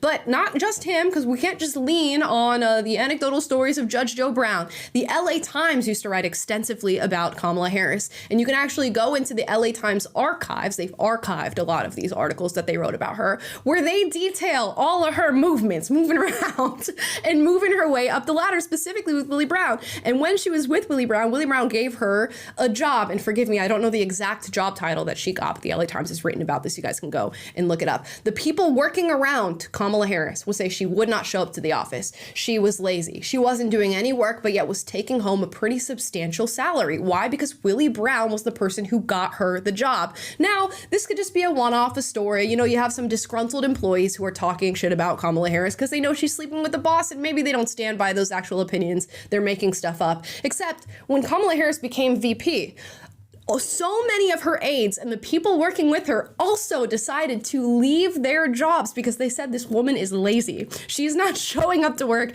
and when she does, she expects everything to be done for her. We're just meant to hand her talking points, and she's just meant to go out and do her business. So it's very interesting that multiple people, and people who are aides working with her, which means they support the Democratic Party, they support the cause, they support the Biden administration, are saying, yo, this woman's lazy. I cannot work with her, and I quit. I'm not doing this. And she had a record rates of people leaving and not wanting to work with her. So it's very interesting that the story tracks from the moment she enters any sort of influence all the way to now in her being the Democratic nominee for president. She got 4.5. He's also relying on the fact that she got votes in California running as a Democrat as evidence that she did not sleep her way to the top. But the question is, how do you get in a position where you are a nominee, where you are a leading candidate in California politics? You have to be well connected. You have to have prior political experience. You have to have held other positions. And where does she get those positions? It all goes back to her relationship with Willie Brown. Also, when he says, like, you're throwing out her qualifications and her competence and her character and all of that, who's really doing that if you are subjecting yourself to sleeping your way to the top? It's actually you that is throwing out your own competence and not putting your confidence in that for your own promotion. You're instead degrading yourself and moving your way to the top in that manner. Let's continue. Million votes to get into AG and DA and slept with 0 of them. The question I have for you, you don't is know how that, do you feel about Donald Trump? Do you know that? No. Okay, absolutely so not. you think that she slept with 4.5 million people to get in her position of power? But the one person that she did was the most important person. Did you just say that she had to sleep with 4.5 million people? Now he's leaning on a joke that she clearly just said, if I'm sure she could have, as in that's how much of a slut she is. I'm sure she could have, right? And then he's leaning on it and saying, did you just say she slept with 4.5 million people? Because we get the internet clip if we respond in that way, even though we know that is not what she just said. I didn't say that. I said that she slept with one of the most relevant people to get her job. What was his name? Get in. Willie Brown. And how did sleeping with Willie Brown get her the 4.5 million votes in a run for AG&DA? Because he was in the same position she needed to get. But we have civil electoral processes. We are a constitutional republic with democratic processes. Yes, I do. And you're saying that she somehow circumvented these civil electoral processes? I don't hate women, guys. Just letting you know. What is it?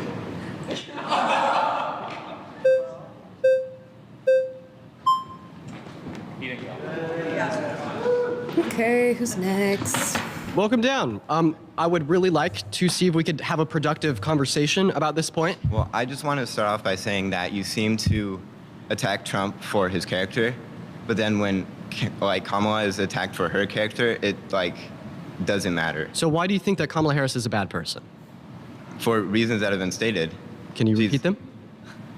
She's slept with people to get up to her ranking. She hasn't really done all too much as vice president, in my opinion. I would like to say that is false. She's passed more tie-breaking votes in the Senate than any VP in American history. She's also helped the Biden-Harris administration influence some of the most monumental legislation in modern U.S. history. Right. I'm going to name 4 pieces of legislation that the Biden-Harris administration influenced to get passed that benefited the low and the middle class more than rich people. And I want to see if you could do the same for Donald Trump while he was president. They influenced the pact. He's going to say the same thing over that he's already said before, and he's using the same sort of language of it has to benefit the 1% less than the middle class for some reason, which makes no sense. But here we go. The Chips and Science Act, the American Rescue Plan, the Infrastructure Bill, and the Inflation Reduction Act. If you'd like, I could explain to you how those benefited the low and the middle class more so than the top 1%, but now I'll just simply ask you that same question. Can you name one bill that Trump influenced to get passed that benefited the low and middle class more so than rich people?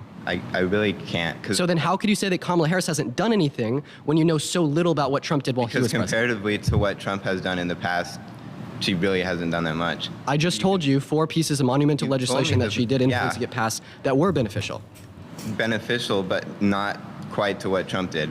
Well, you can't even tell me what Trump did. I asked you. You can. I know, but you can just tell. And it's as if the American electorate doesn't know when America feels better for them. And sometimes you don't have to. As voters, a lot of people don't know every single policy that's being passed to the government on any given day, but they know when the economy feels better. They know when they're doing better at work. They know when they're taking more money home. They know that when they're going to the gas pump that they are paying less for the resources that they're taking out. And you can vote based on how different administrations make you feel, and that's okay. Would I show up to a political debate with that sort of information? Maybe not, but we're constantly making judgments like that. And if you say America felt better underneath in a Trump administration, that's okay. From when he was president, that it was way better. And Kamala's been hiding and probably puppeteering to Biden. You can't deny that. Do you see how that's just a conspiracy theory? I know it's a conspiracy, but the evidence is kind of there. Okay, so what's the evidence for this idea that Biden hasn't done anything for America? He voted. Next, not a fruitful discussion, that one. Sorry. Okay. That's smooth. You just kind of slid into the scene. Thank you. I think a lot of what we're hearing from you right now is just what I call book smart. You probably are more knowledgeable than a lot of us on these policies and all that. That's not necessarily applicable to real life living. If we look at what I just said. That's too funny. Opinion, one of the most important roles as a president is to keep our country safe. Kamala Harris, she's the border czar, and she has completely failed at that. She's let in millions and millions of illegal immigrants. And you've been asking us a lot of pointers, so I want to ask you, do you know what the average amount of fentanyl per pound that has come through during Biden's administration versus the Trump administration? No, I'd assume that it's much higher under the Biden-Harris administration. Is. Do you know what amount of drugs processed across the southern border are processed by U.S. citizens?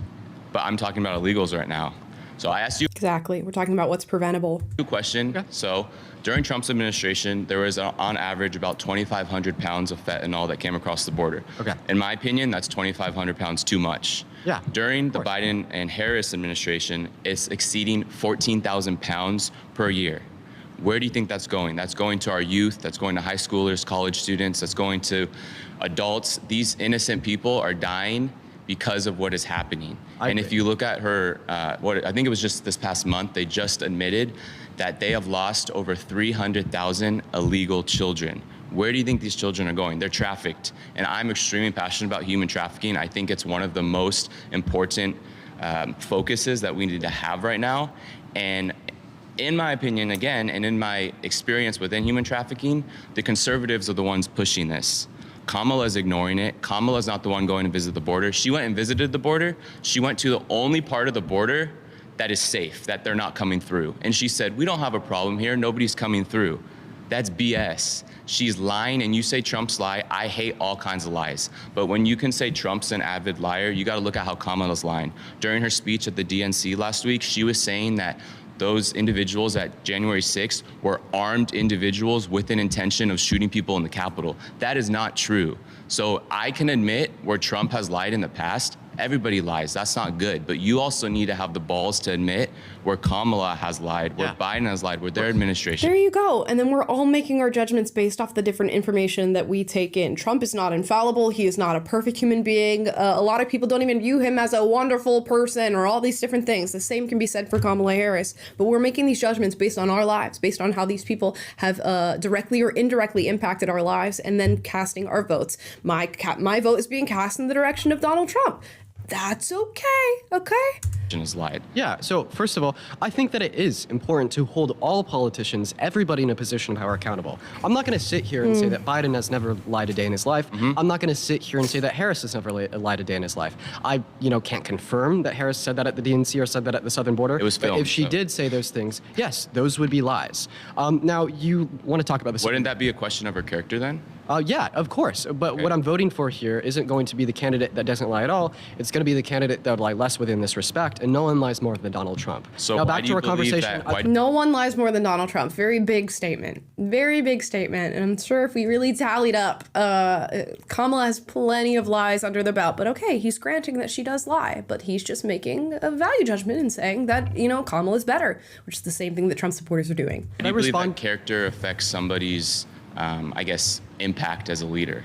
Yeah, sure, because I think when we're voting for someone, when we have a leader, right, this isn't just someone who's going to try to impact our lives in good ways through policy, but it's also someone that we'd want to be ourselves. We are championing these two people, Kamala Harris and Donald Trump. We want to see virtues reflected in them that we would also like reflected in us. And when we're platforming Donald Trump, who's been held civilly liable for sexual abuse, has sexualized a 5th grader on CBS.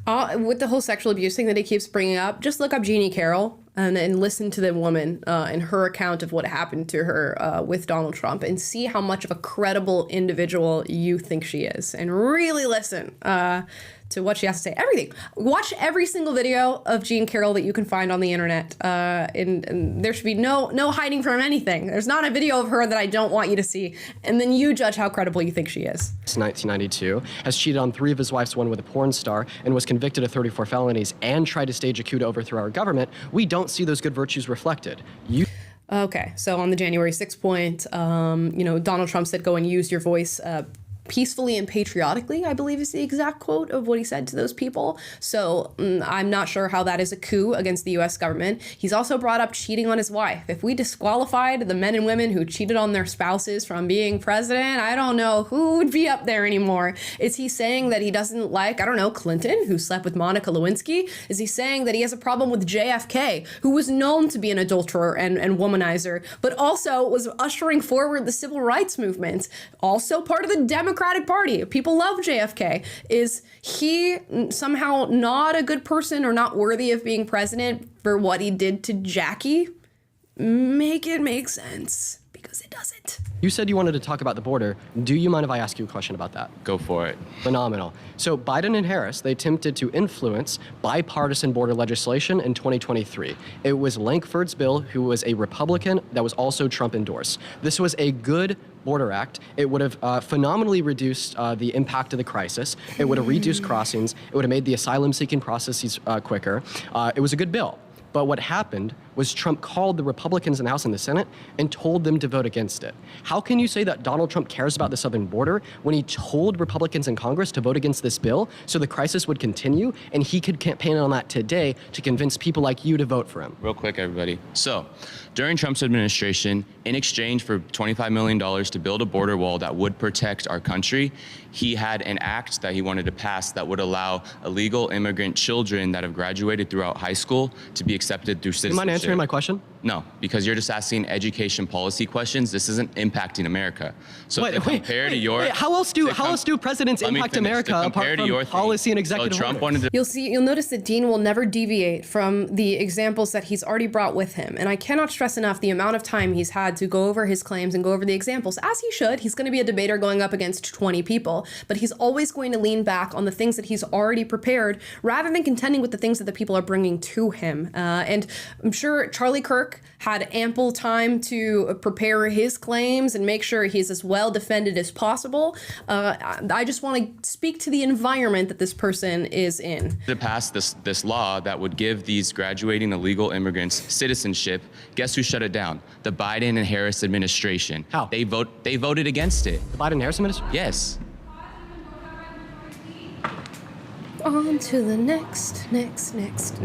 Oh, Blue Blazer. I love to see her. Howdy, welcome back. Well, okay, so you keep bringing up the border and you keep bringing up the Senate bill. Langford's bill, absolutely. The Senate bill never passed. You want to know why? What did pass was H.R. 2, which again has been sitting on Schumer's desk, which actually closed the border.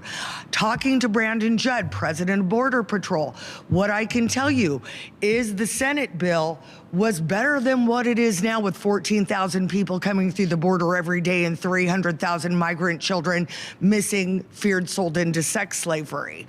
Now, H.R. 2 did close the border, and that is the one that actually passed the House that Schumer has ignored. So I'm really sick of hearing, oh, Trump stopped the Senate bill. The Senate bill didn't pass. Do you know why?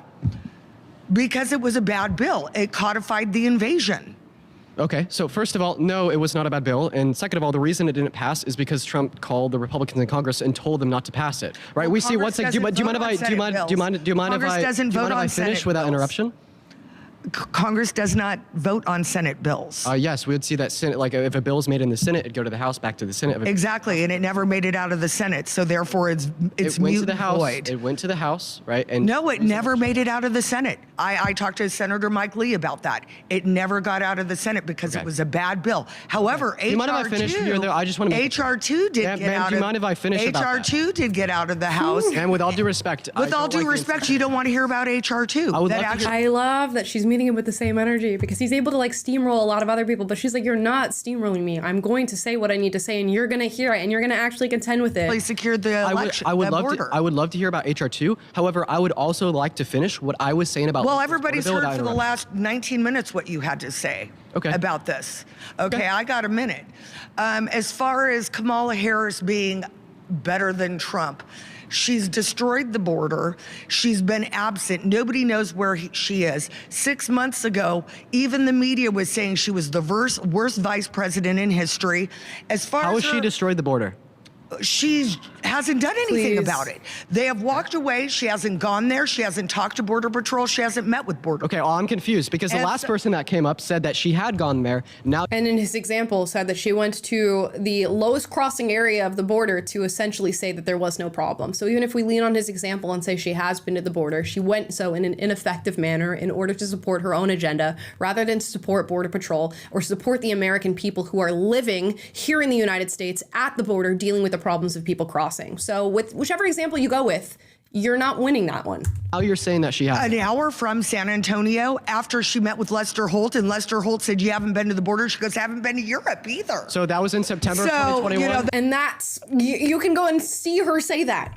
That's who we're talking about. So that was in June of 2021. She went in July of 2021. So Kamala I would like Harris, to preface here that the Biden administration has passed an executive order on the border, and we're now at lower daily crossings today. Because it's an election Trump's term. That's And no, it's not just because it's an election term. They tried to influence Langford's bill through the Senate. It was a bad bill. Trump called them and told them to shoot it down. It never left the Senate. If you were starving, it never left the Senate. 1 second, ma'am. If you were no, you 1 second. We got 6 seconds. We're not going to. Okay, I feel like I can't get anywhere with you. Well, I feel like I can't get anywhere with you because you. So how do we find middle ground? We do that by allowing each other to speak without interruption. I'm willing to do that for you. Are you willing to? He's not willing to do that for her and hasn't exercised that one moment in this entire video. Do that for me.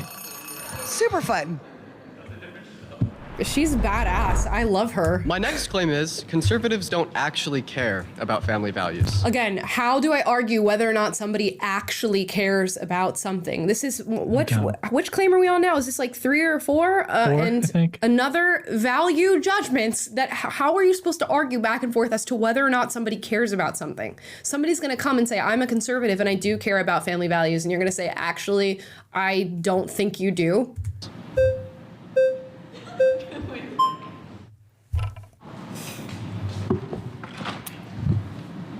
Yeah, so I don't agree with that at all whatsoever. Us conservatives, main core issue is caring about family, keeping the family unit together. You mind if I ask you a question? Yeah, of course, go ahead. So then why do you turn around and champion Donald Trump, who's cheated on 3 of his wives, one with a porn star, and has ongoing civil... Why do we champion JFK, who's cheated on Jackie Kennedy with more women than I can count on my 2 hands and my 2 feet? So what are we talking about? Is it maybe that people's impact on society goes far beyond how they treat their spouse? And maybe we shouldn't judge presidents based off of that? Of course, I can say that's not a good thing to do. It's not something I would do. It's not something I would want my husband to do to me. But what does that have to do with him being president of the United States and what he gets done as president of the United States? And if it does matter and you care about presidents who cheat on their wives, we're going to have to go back and reevaluate Bill Clinton. We're going to go back and reevaluate JFK. And we're going to have to go back and reevaluate a ton of other presidents throughout history that I imagine had a little Sally on the side while they were, sitting in their administration. Litigation against him in which he was determined that he was guilty of sexual abuse. That's something that's very personal, and you have to have been there in order to know what exactly goes on. Marriages are very tough. There's something that's very difficult. And again, we don't know what happened, Yeah, he has failed marriages, but many people have failed marriages. Okay. Do you mind if I ask you another question? Yeah, go ahead. Yeah, so you said that you really care about the family unit. Yeah, of course. Yeah, I don't see how any conservative or Trump supporter could say that they care about the family unit because of how hard y'all fight for pro-life legislation. So voting for pro-life legislation without good reason, what this leads to is the destruction of the family unit. You're shifting the American focus away from financially well-off adults that consent to start a family, that desire to have kids, to forcing 18, 19, 20-year-old boys and girls into starting a family because the state isn't allowing the woman the access to health care that she deserves. It leads to higher rates of poverty, it leads to lower rates of employment, lower rates of education, and lower qualities of life, all things considered. Another point would be, conservative stance on being anti-IVF, right? I think that IVF serves as a savior for family. Not all conservatives are anti-IVF, and even pro-life conservatives, you could say we are saving the innocent lives of children who would have their lives lost so that they can go on to experience life and create families and da-da-da-da. And just because a family is impoverished doesn't mean they're not a family and doesn't mean you're not preserving the family unit. You would also hope that conservatives would push for different bills that help support families once they have gone through the actual pregnancy and given birth to the child. So maybe he can talk about that. But you see how arguing you don't care about something doesn't really work, because we can flip the examples any which way to establish care or to disestablish care. Units that are wanted to be by many of American citizens. Your first point of being for pro-life is that is a human life. That is a child in and of itself. I always hear constantly the argument of, if men were the ones having babies, then it would be a different situation. Maybe, but that's not the case. The case is that women are the ones that bear children, and that is a life unto itself, and therefore it is deserving of its own human rights and its own human life. And you brought up many points which can you repeat for me so I can... Yeah, of course. If you feel free to cut me off if I'm talking too fast, or if you want me to slow down. Yeah, of course. These points. I want to make sure that we could try to have. Me too. My other points were being anti-IVF. I think that IVF allows American citizens to start a family when they wouldn't otherwise be able to. Being anti-IVF prevents them from starting a family.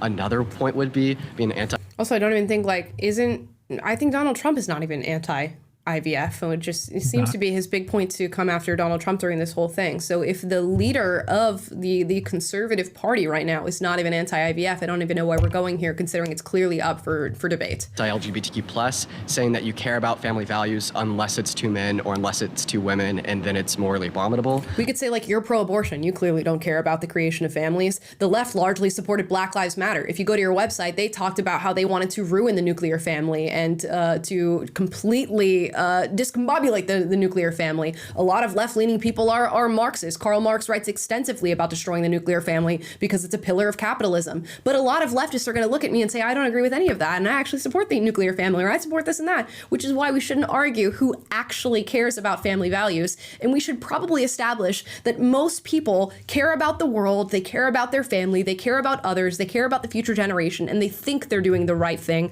based on their own value system. So this entire claim that we're going to argue back and forth makes no sense to be arguing. And then, the third point would be just champion Donald Trump, who's cheated on 3 of his wives, one with a porn star, has sexualized little girls, and has been held civilly liable for sexual abuse.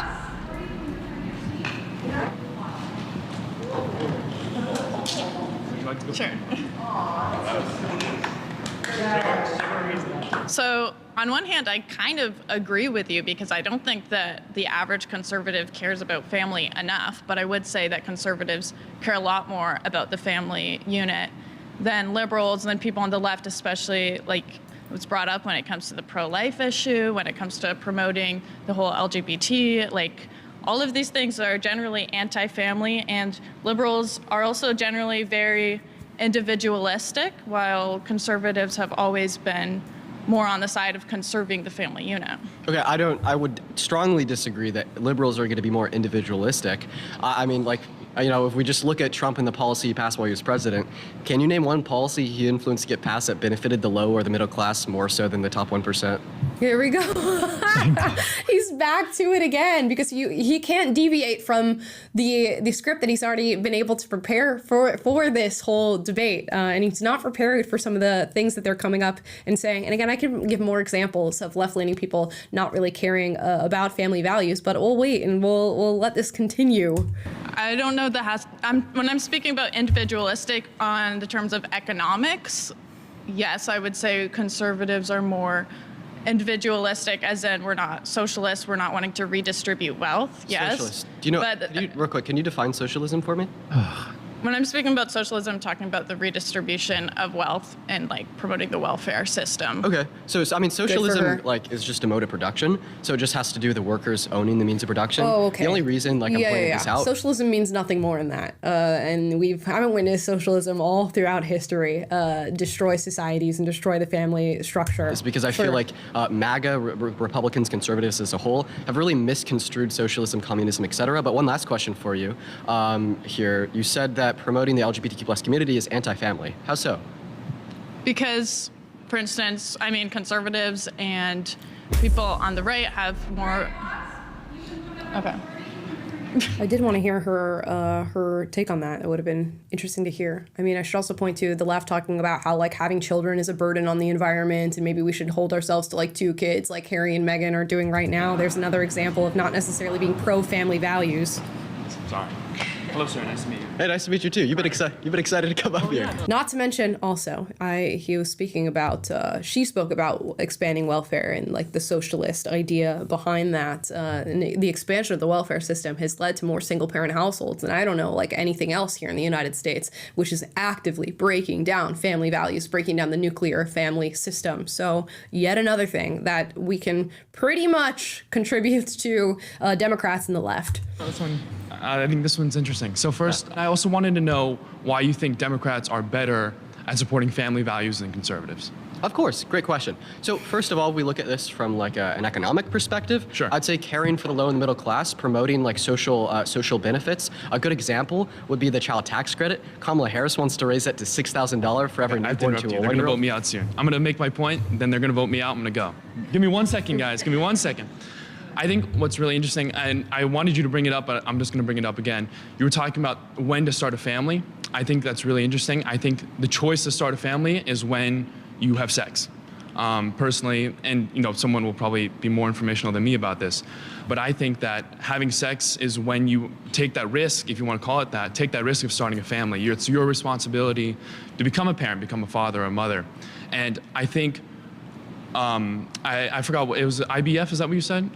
That helps. Is that help with abortion? Is that correct? No, IVF is in vitro fertilization, right? This allows, right, certain like partners who want to be able to conceive like naturally to still have a child. And I would like to respond to your claim there about this idea that engaging in sex is when you commit to starting a family. Sure. That's a great reason why I think conservatives don't actually care about family values. Okay. We know that our youth will continuously engage in intercourse. We know that we will see people that do this for fun outside of the context of wanting to start a family. I'd say, right, pushing the traditional value that, you know, sex leads to a kid and you're obligated to that, you have to deal with a consequence, right, is antithetical to caring about family values, because when you do that, you force unwanted children into unready households. I had more.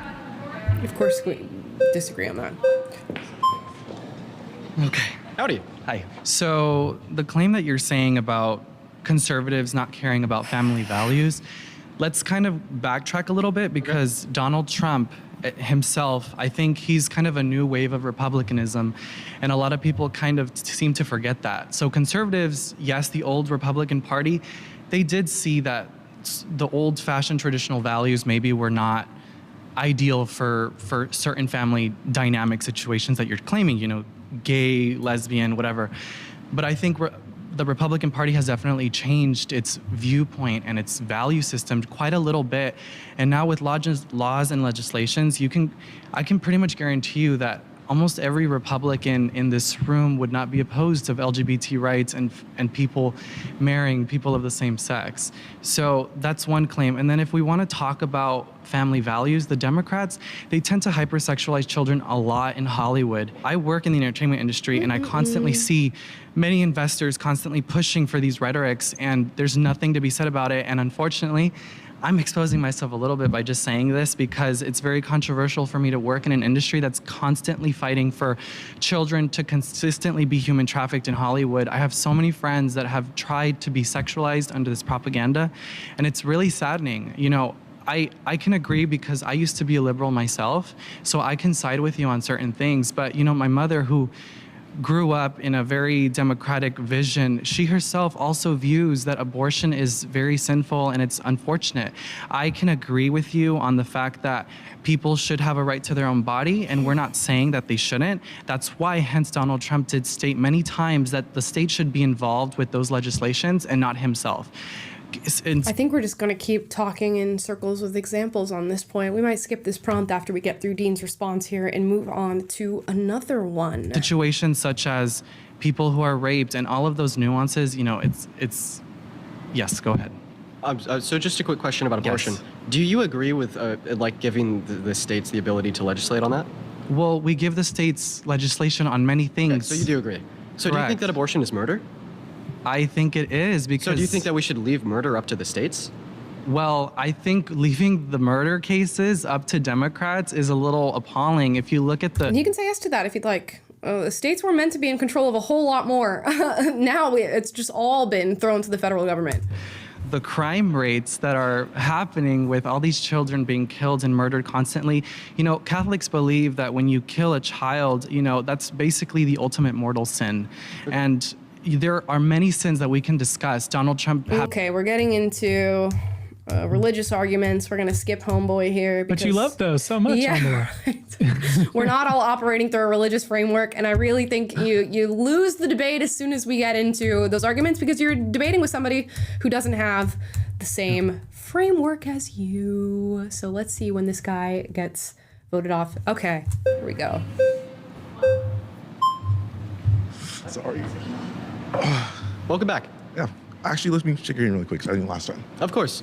There's a lot of different claims, different topics that was hit on this exact question. But one thing I do want to state from the beginning is this debate is Democrats versus Republicans, not Trump versus whoever they have in office, Kamala or whatever. So I really want to focus on Republican policies that have been pushed throughout history to now, and not separate things that two individuals say. So I want to go on to abortion, because abortion was talked about a lot when it comes to family values. Yeah. I really don't think if a party is pushing for adoption to raise a child versus murder, that's not They're my dogs. deciding to jump in on this debate right now. I'm away from family values. It's not against family values. Because if that was really true, how come in pretty much every single state to date, if somebody is to term or carrying a child and they get murdered, it is a double murder. It's not a single murder, it's a double murder. Sure. So if the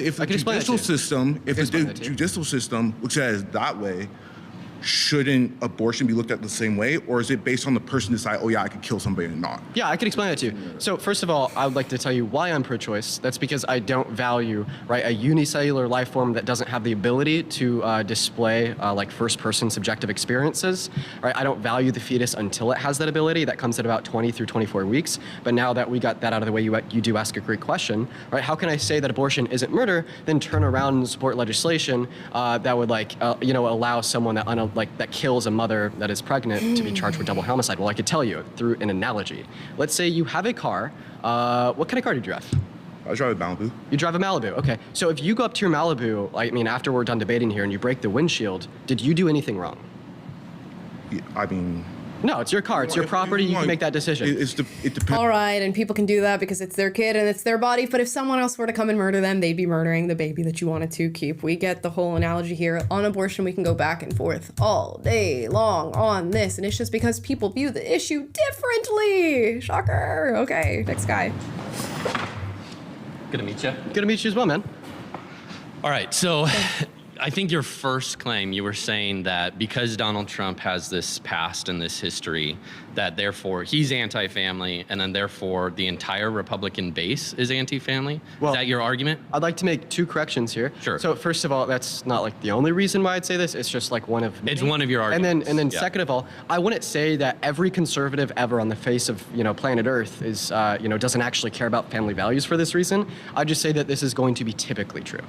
Okay, so you think just because Donald Trump is the Republican candidate that therefore typically conservatives or Republicans are anti-family? Well, I'd say the consideration of who the Republican Party is championing, Donald Trump, a consideration of the consequences of pro-life legislation while not having good reason to enact that legislation in the first place, along with being anti-IVF and anti-LGBTQ+ are going to be for good reasons. Right. So, okay, so let's look at Democrats then. Okay. Are you going to say that Democrats are anti-family because they elected someone like Bill Clinton and he cheated on Hillary with Monica Lewinsky?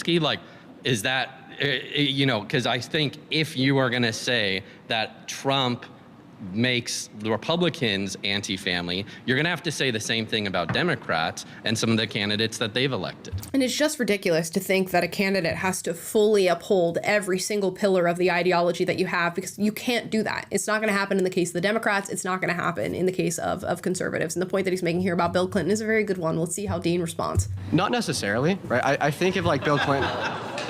Hey, let him talk. Let him talk. When Democrats voted for Bill Clinton, did they know, because they had a crystal ball, that he was going to end up cheating on his wife with Monica Lewinsky? Oh, we didn't know that he would cheat on his wife with Monica Lewinsky, and therefore we are absolved of any obligation because we put him in office. What about JFK? Very well-known adulterer, womanizer. It was all over this guy's record, and people knew this about JFK, and yet he was elected, and Democrats voted for him. I think cheating on your wife is not necessarily a sticking point when it comes to being a presidential candidate. Let's just agree to agree on that. No, they didn't. But when you're going to vote for Trump in November, do you have the prior knowledge that he cheated on 3 of his wives? He sexualized a little girl on an interview with CBS in 1992. Democrats voted. If we're going to talk about sexualizing children, you don't want to open Joe Biden's Pandora box on that one. And we don't want to open the box of what Kamala has allowed to happen at our southern border. And I've spoken about these stories many times. You have girls, little girls crossing the southern border with so many different men's DNA inside their bodies from the rape and sexual assault that they have gone through. And what has this administration done about it? What did Kamala Harris do about it in her time being the border czar? Absolutely nothing. Yet you're going to lean on an example of what? He's saying Trump sexualized a 5-year-old. Please be so for real right now. Not to impeach him. Okay. Right? So aren't all the Democrats in the House that voted to not impeach him now anti-family? Well, first of all, I gave you 4 considerations why I'd say that the conservative voter base is going to be anti-family. That's going to be one. But I would say that, yes, well, the right, we Democrats have to in Congress, look at one argument at a time. Well, I mean, I wouldn't say that, yeah, this alone is necessary in saying that all conservatives are anti-family. I'd say it's one of the considerations. I would say that, yeah, like the Democrats in Congress that didn't elect to impeach Bill Clinton probably didn't do the right thing there. But then additionally, I'd say even when we look at legislation from the Democratic platform versus the Republican one, I mean, the Democratic platform, wants to federally protect all women and girls. He just threw in there the Democrats didn't do the right thing with Bill Clinton, and then he moves on to another point so that he can cover up the fact that he's just conceded something in your argument so that you don't stick to him on that and say, well, wait a second, how do you feel about Democrats that did that? And is that not, indicative of the entire Democratic platform because those Democrats did something that you claim to be wrong?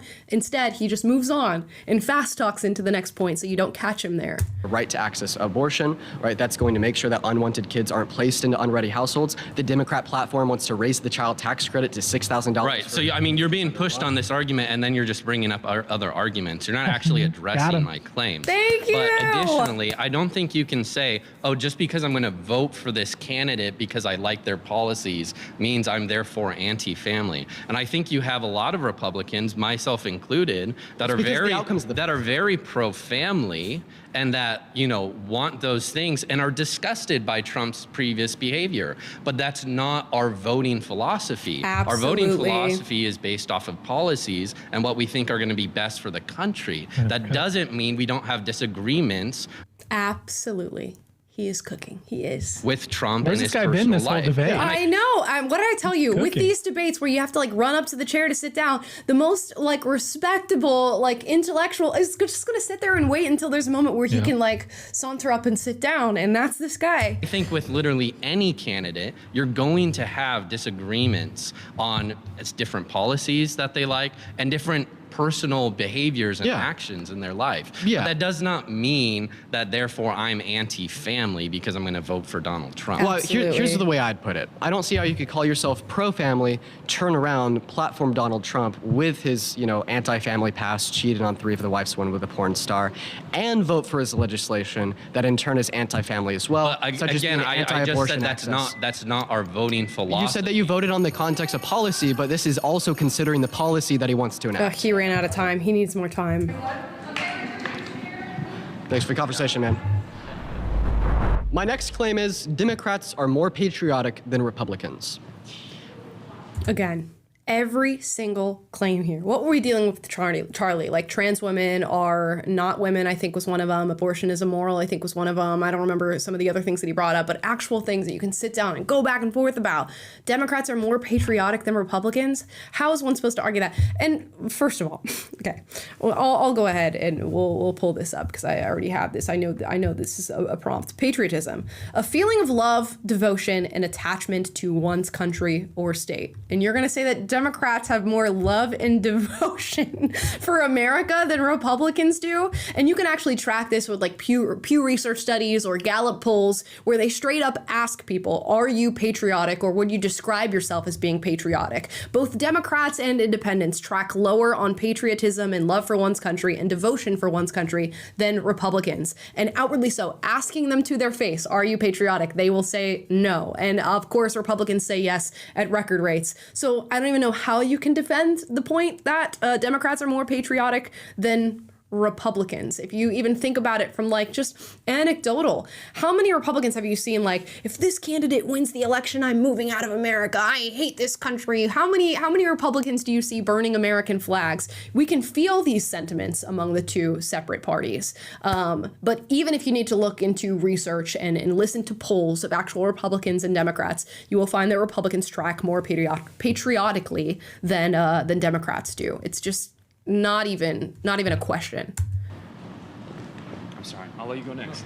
I'm gonna be quick. Hello, sir. I would love to talk to him. Hey, welcome back down. Okay, just for everyone's sake, I want you to tell me why you support your claim, and then I'll leave, and people can yap at you. Okay. Thank you. You're welcome.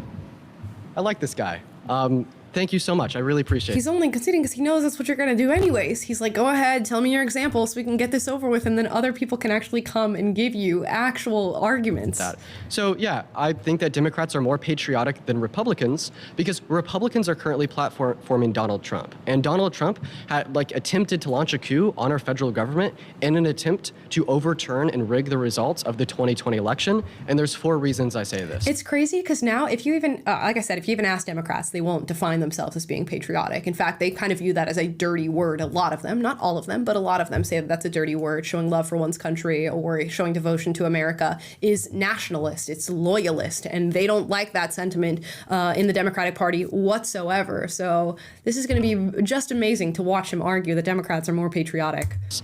And I think the claim, he's just putting it out there to bait people and get them triggered over the claim itself rather than to actually defend his idea that Democrats are more patriotic. The reason I say this is Donald Trump capitalized on the January 6th riots to pressure Senate to postpone the votes. The second reason I say this is because Donald Trump sent fake slates of electorates to 7 different states to cast fake certificates of ascertainment. And we've already thrown out this argument. Blue Blazer did that for us. Into college to be certified as real by Mike Pence. The third reason I say this is because, well, he pressured Mike Pence into signing those fake certificates of ascertainment. And the fourth reason I say this is, well, this process of trying to circumvent our civil and electoral processes and literally trying to rig the outcome of the 2020 election is a direct threat and attack on our government and on our democracy. And it is ignoring the voice of every single American citizen that voted in the 2020 election. You and everybody around this room and anybody at home, if you voted in the 2020 election, Trump tried to make your vote null by installing fake certificates of ascertainment to make himself the president again. Okay. And that is just bring up Blue Blazer if we're going to have to replay the whole thing that we just watched over like how many minutes ago now? The worst internal attack that we have had on our country since the Civil War. Okay,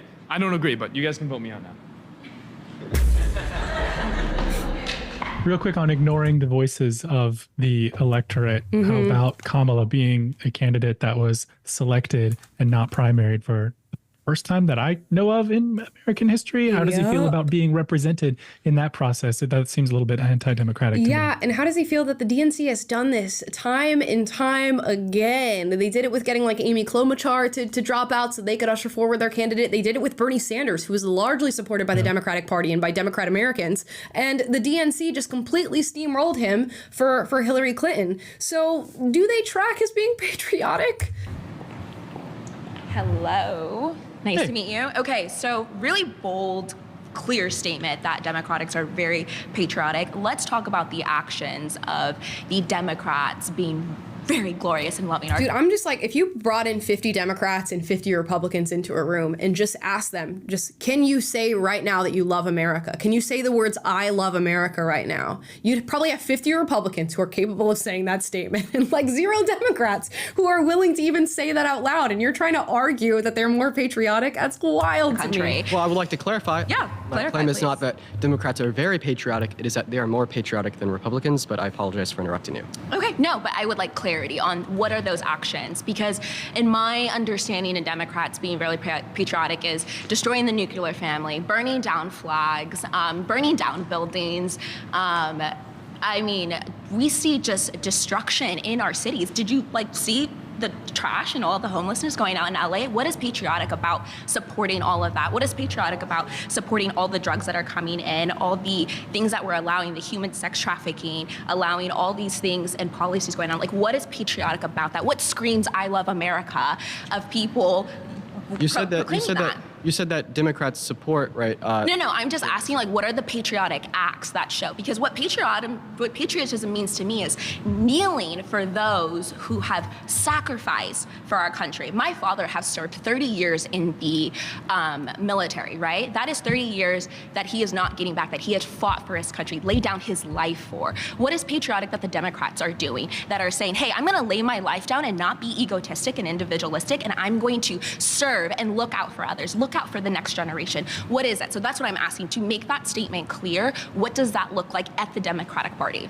And the issue is that he can say, I don't view any of those actions as being patriotic. And then you can just go back and forth over actions that you view to be patriotic that he doesn't. And then you could say, what about burning the U.S. flag or kneeling for the national anthem, which is, done dramatically more on the left. And he'll say, well, I think that's them, using their freedom of speech and vocalizing their problems with this country, which is inherently patriotic. You see how we could go in circles all day. What really matters is what happens when you ask people, are you patriotic? And Democrats say I'm not, and Republicans say I am. I actually think that's a great question. And the answer to your question would be a fight to protect and preserve the state of our democracy. I think that you listed off a whole cohort of claims there that were typically engaged in by Democrats that have been anti-patriotic, such as burning the flag, such as burning down buildings in the riots. And I agree with you, right? I think that those are clear displays of anti-patriotic behaviors. Do I necessarily disagree with them all the time? No, I don't think that it's wrong to burn the American flag if it's in protest of actions of the American government.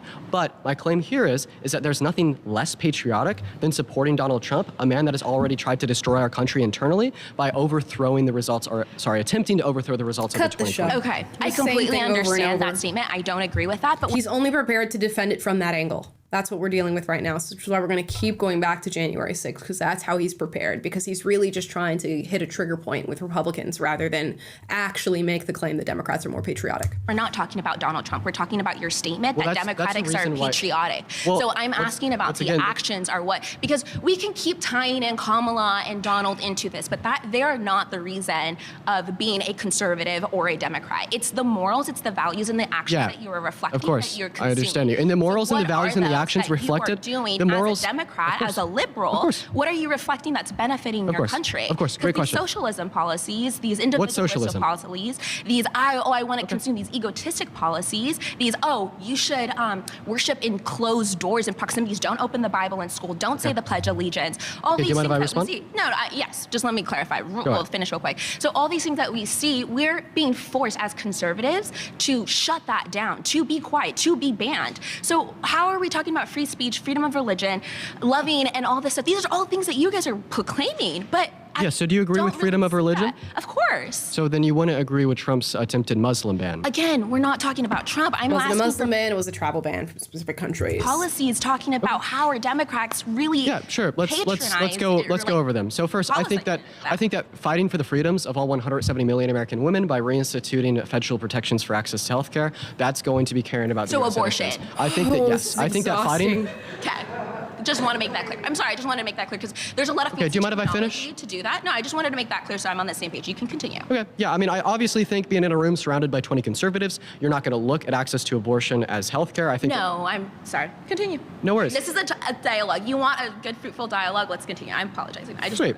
Yeah, and I understand that there's going to be an ideological separation there, but from my side of the aisle, I absolutely think that this is something that should be federally protected. I think that infringing upon women's right to bodily autonomy, bodily integrity, all because they want to preserve the life of a non-sentient, a multicellular life form that doesn't have. Did your mom thought that about you? Also has nothing to do with patriotism, but let's continue. She was about to she thought that you were just some cells. My mom, when I was where? I mean, it doesn't care what she thought I was that.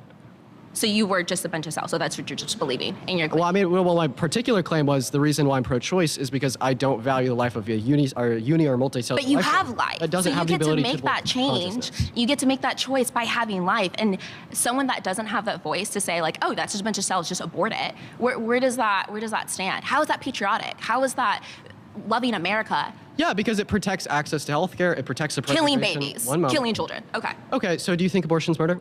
Yes. Okay, so do you think I'm making that statement very clear. Well, so do you think that some women with IUDs are murderers then? Because it is the case in some contexts. An IUD will allow for conception to occur, meaning there's a unique human life there, but then it will No, he did this in the Charlie debate. So now we're back onto abortion when we should be talking about patriotism. So I guess we're okay with just allowing his claim to just fly freely into the air and not addressing it. I guess we'll go back to abortion in IUDs, whatever. Prevent its implantation into the uterine lining, killing it?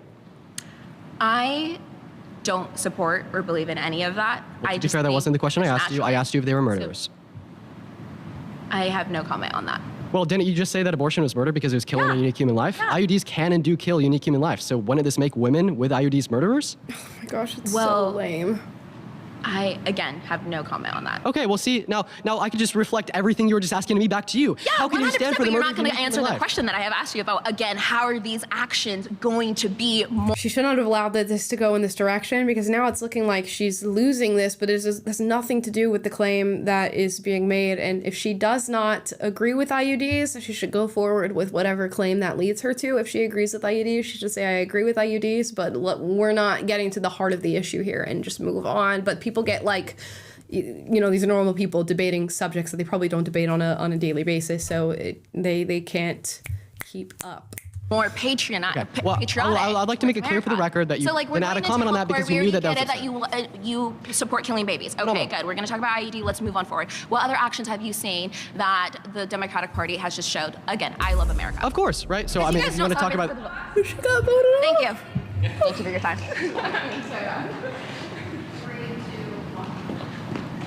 Okay. Oh, I'm so sorry. She was gonna go right. Chivalry? Not yet.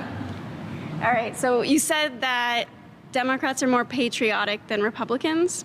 Yes, because... So, I would like to hear. So, how would you describe the epic failure with the Biden administration, and how would you see it as being patriotic in the way that we left Afghanistan? Well, if you want to reference our Afghanistan pullout as not being patriotic, well, we should blame that on Trump because he is the one that organized the pullout. That's actually wrong. He didn't.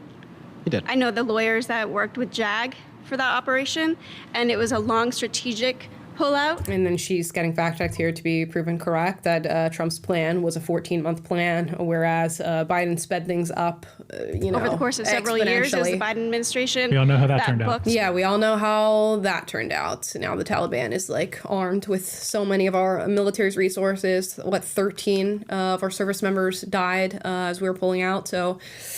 And, you know, Taliban has all new rules now that women can't sing in public or utilize their voices and all these different things. So they're doing great over there. When they were going to leave, it was their operation with the military complex under Austin that pulled that out. And again, because this is a value-based claim that somebody is more or less patriotic based on these different things, you can F up in Afghanistan and still be patriotic. You can do a really great job in Afghanistan and not be patriotic. There's a lot of different things going on here that don't substantiate the claim that's being made. It was an epic failure. So are you agreeing that it was a failure? Okay, well, I mean, if you seemingly know more than me about the pullout from Afghanistan, as far as I'm aware, that was organized by Trump's administration. Do you see giving the Qatari embassy to the Taliban as patriotic? Well, I would like to just finish off here real quick. So you seemingly know more than me about our pullout from Afghanistan. I was under the impression... Do you see what happened at Bagram Air Force Base as patriotic? Okay, ma'am, do you mind if I finish? We'll see. See if I can interrupt you. Go ahead. Okay. Well, just what I had hoped to say there was you seemingly know more than me about our pullout out of Afghanistan. It was one of the largest events that happened after Biden took office, and also one of what I would consider one of the worst and most humiliating for America. Okay. Well, if I can't finish my statements, I don't see how we're going to be able to have productive conversations. Do you know how many people are left, American citizens are left in Afghanistan? I do not know how many American citizens are left in Afghanistan. Are you familiar with any of the planes that have gone back to try and pull some of these people out? Do you know who's operating those planes? Do you know that the federal government isn't doing that it's nonprofit organizations? She's just going to keep going. She's kind of giving him a taste of his own medicine, though, like pulling all of these, highly specific facts and little bits of information that, of course, he's not going to be prepared for. Yeah, which is what he's been doing to everyone else the whole time. So it's kind of delicious to see him get what he's been given. Yeah, it's true. It's rare. And that a lot of those nonprofit organizations were grounded in other countries and not allowed to enter in. Okay, so pullout operations. All right, let's look at the. So patriotically speaking. I mean, if I can't speak, is that something that's patriotic to you? Is leaving someone behind patriotic? Okay, well, if you will allow me to speak without... I'm waiting for you. Yeah. You're very quick with everybody else. Come on. If you will allow me to speak without interruption, we'll be able to have a hopefully productive conversation. Come on, point.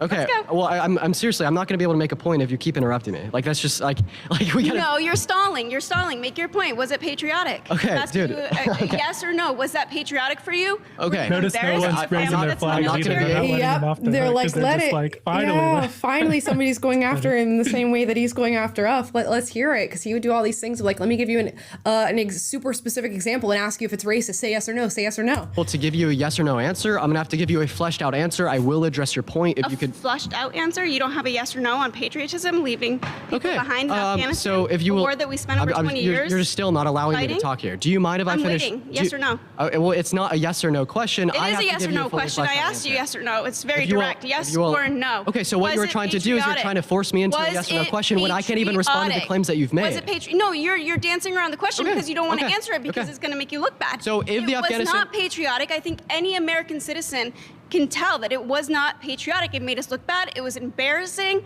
We all had doubts on what was going to happen under this administration, just based on that alone. And the fact that we still have people there, that's embarrassing. Okay.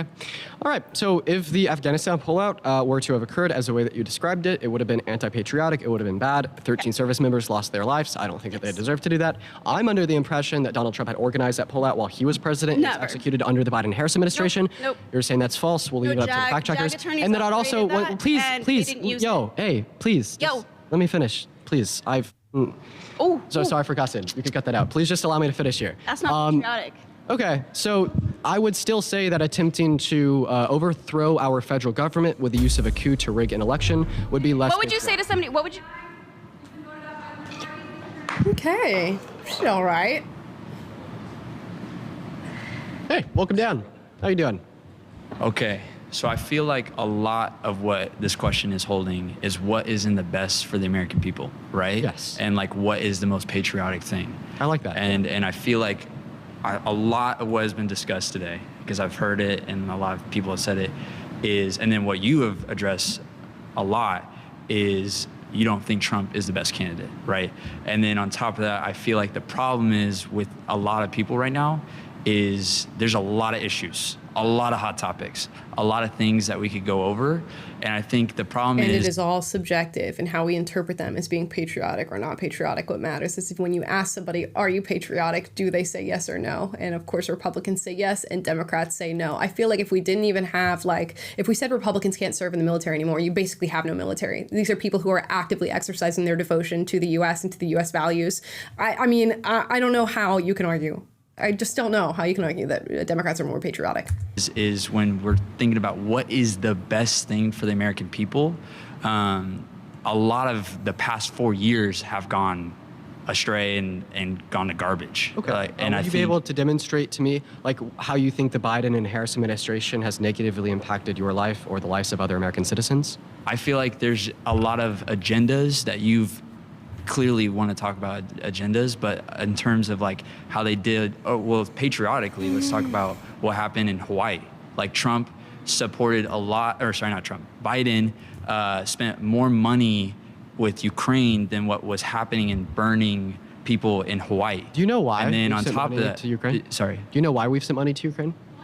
Why we sent money to Ukraine? Because of the Budapest Memorandum. We signed a denuclearization agreement with you. Billions of dollars. Yes. To people that are not even Americans. And on top, tell you why. Oh yeah, okay.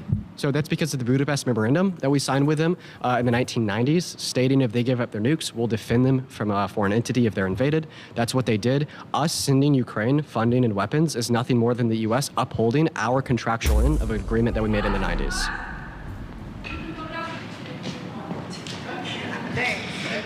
Okay. I know, yeah. Well, it looks like you are going to be finishing the episode off. We have 30 seconds on the clock. I got 30 I'm not going to be able seconds. to respond to anything that you say, so take it away. Yeah, one thing that you said about patriotism, I mean, I go to Trump rallies and I see people holding up American flags versus if you go to a Democrat convention, you see nobody holding up an American flag. Maybe like one person or two people there will hold up an American flag. So patriotism to me is being proud of being American, being proud to being from this country. Like I'm proud from being from this country.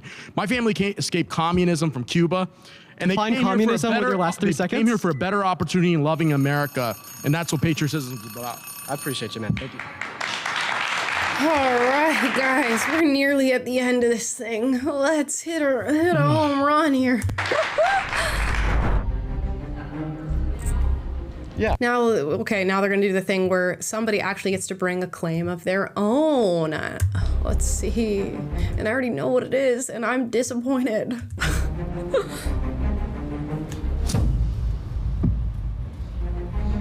I think there were two reasons why Dean chose me. I think I was probably one of the more respectful people that disagreed with him. And then the second reason is I think I actually challenged him. He had made a claim along the lines of Bill Clinton, cheating on his wife with Monica Lewinsky and not being impeached by the Democrats in Congress, and how that may reflect some anti-family values. I think that it was probably the best rebuttal that I received from anybody today. First, I want to shake your hand. I hope to have a respectful dialogue with you.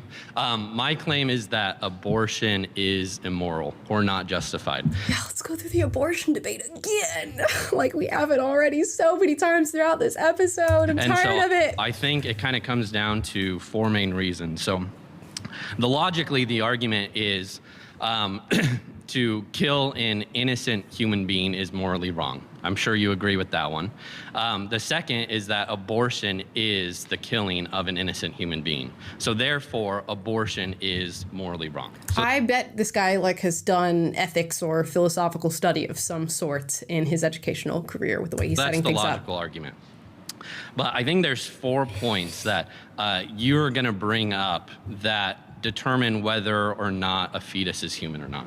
So first is size. Second is level of development. 3 is environment.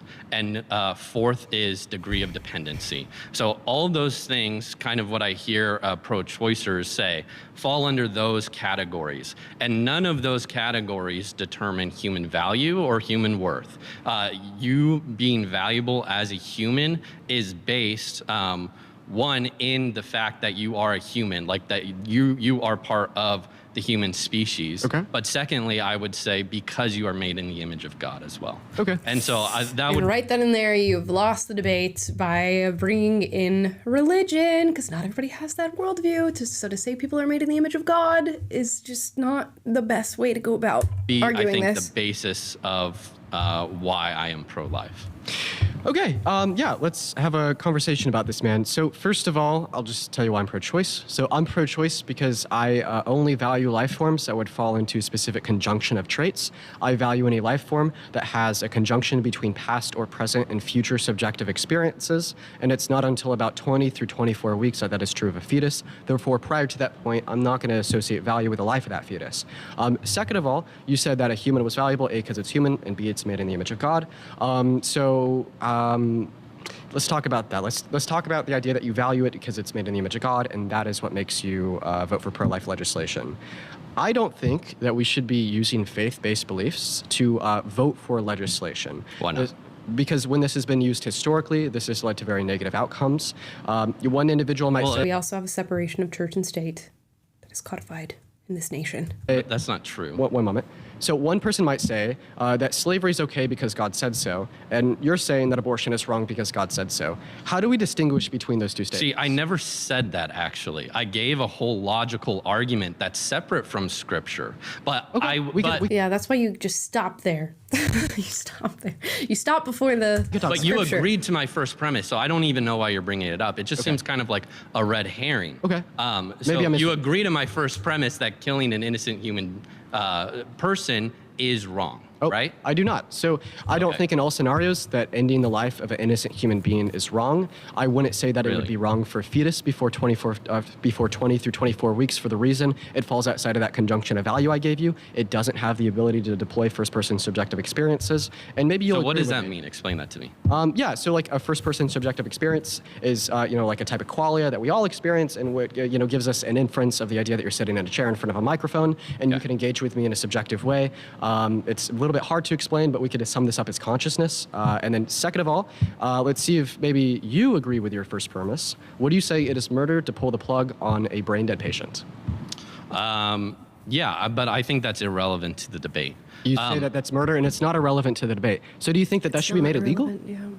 Yeah, I think so. To pull the plug on a brain-dead patient? Yeah, if that person is still alive, then yeah, we cannot make that choice. Okay. We have to let nature take its course for that. Okay, maybe something else we could say here. Human life begins at the moment of conception, yeah? Yeah, I would agree to that. Okay, and it's murder to kill it after that. So would you say, this was a question I asked earlier, would you say that women with IUDs can be murderers? Because in some contexts, an IUD will allow for conception to occur, but then it will... IUD, explain that. So an IUD is... He's just going to go back to this. Now, we have just very differing worldviews, I think, of both of these individuals at the table. So, I mean, I'm not going to insert a third argument for these things. I'll just let them talk it out and we'll go back and forth. It's very interesting that he said he would not allow for people to have the plug pulled on them if they are in a vegetative state. I wonder if that changes if the person has previously consented to having the plug pulled on them, because there are many people, I think maybe even including myself, that if I was in a vegetative state, I would want the plug pulled on me. If you're not going to be able to revive me, I don't want to sit there like that. It's a form of birth control. It's inserted into a female's cervix, I believe. Maybe that'll get fact checked. Well, so yeah, I mean, what it does is in some scenarios, it can prevent conception of a unicellular zygote. In others, it will allow for conception to occur, then prevent implantation. If conception happens and then the fetus is terminated, that is murder. Okay, so you'd say that some women with IUDs are murderers. Yeah. Okay, do you think that all murderers should go to jail? Well, yeah, I do. Okay, so then you'd say that some women with some forms of birth control should go to jail? Yeah, and see, now we're on a red herring, though. You're talking about policy. You're talking about policy, but what? This isn't policy. But you're avoiding the actual discussion. No, this isn't the avoiding actual the discussion is what is a fetus? What is the unborn? And your only argument against that was level of development. And you said you have to be conscious that's what you value. Okay. Yeah? So first of all, is that correct? Yeah. So I only value life forms that have a conjunction of past or present and future subjective experiences. But I would like to repeat, that line of questioning was not a red herring. It was using your logic to imply a certain. No, but so one moment. But just allow me 30 seconds to finish here, right? So the same logic you're using to imply that that abortion is murder and should be criminalized has also led you to the conclusion that women that use some forms of birth control should be sent to jail. Okay, I don't think that's logic we should trust because of how absurd the conclusions can be. No, but here's the problem, is that people within the pro-life movement disagree on that stuff. So you can't use that to discredit the entire pro-life movement. I'm using that to discredit your stance. No, but what every pro-lifer agrees on and what the heart of the issue is that you seem to be running away from is what is the unborn. And so your example of consciousness falls into level of development. But so does that mean that if we have someone, and you said, I think, subjective experiences and things like that as well. Does that mean if someone is born blind and deaf, they're less of a human being?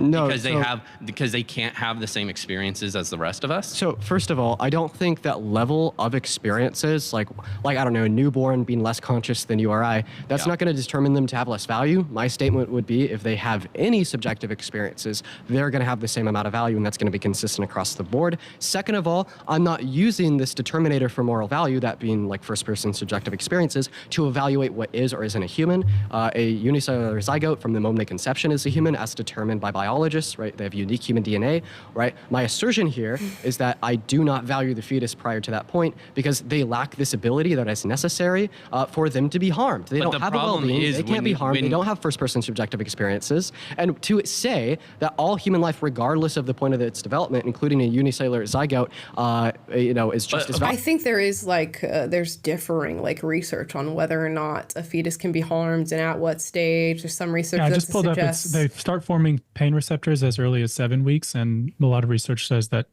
by 12 weeks they can actually for sure feel pain. Yeah, and I do wonder, okay, so technology is really advanced, okay? And I do not have a staunch stance on pro-life or pro-choice. Just go ahead and put that out there before people are hopping in the comments and coming after me for all these different things I'm saying.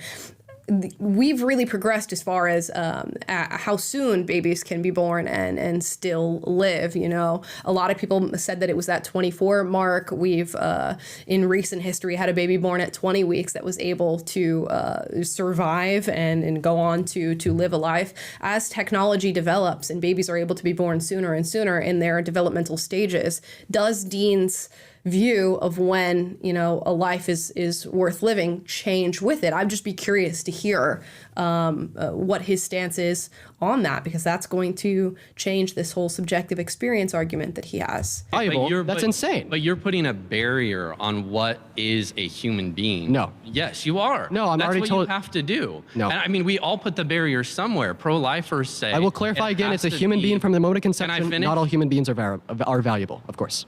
Okay. So there's What I was nothing saying to is keep we going all on put here. the barrier somewhere. And so pro-lifers are going to put the barrier on conception because that is when it is an independent human being. But you're putting the barrier on consciousness. And I'm saying... It's true.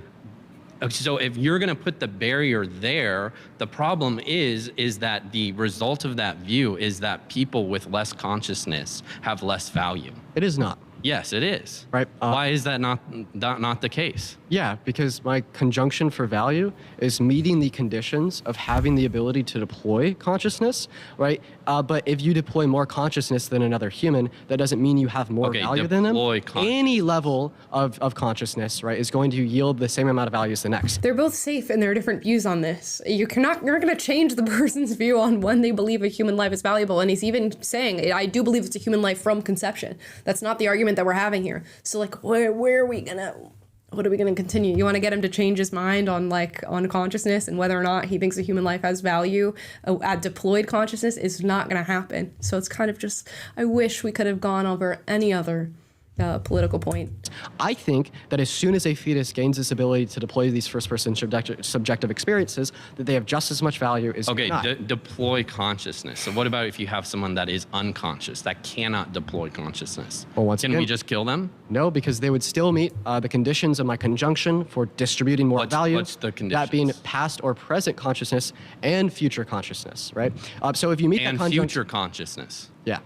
Okay, so if they have the potential for consciousness. I do not think that the potential for consciousness in the future on its own would yield a morally valuable Okay, so now you're walking back on I am not walking back. Yeah, you did, because you said I have a question. Is the potentiality for consciousness... Hold on, can you let me finish? Because you've been complaining about everyone interrupting, and that's fair. But I need to make my point.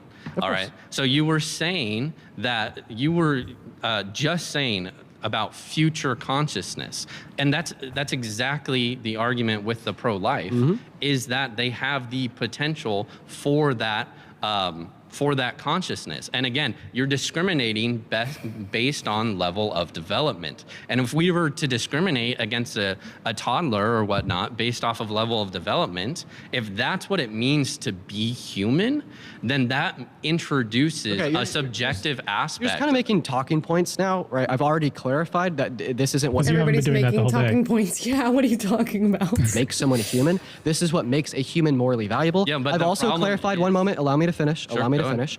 I've also clarified here that no, I do not value potential for future consciousness on its own. I value it in conjunct to past or present. I feel as if you are almost ignoring my argument, conceiving of an argument. Okay, well, we have it on video of you not just saying past and present, but you saying future. Okay. So, I mean, you're walking back. If you want to admit that you're walking it back, that's fine. That's totally fine, but that's what you said.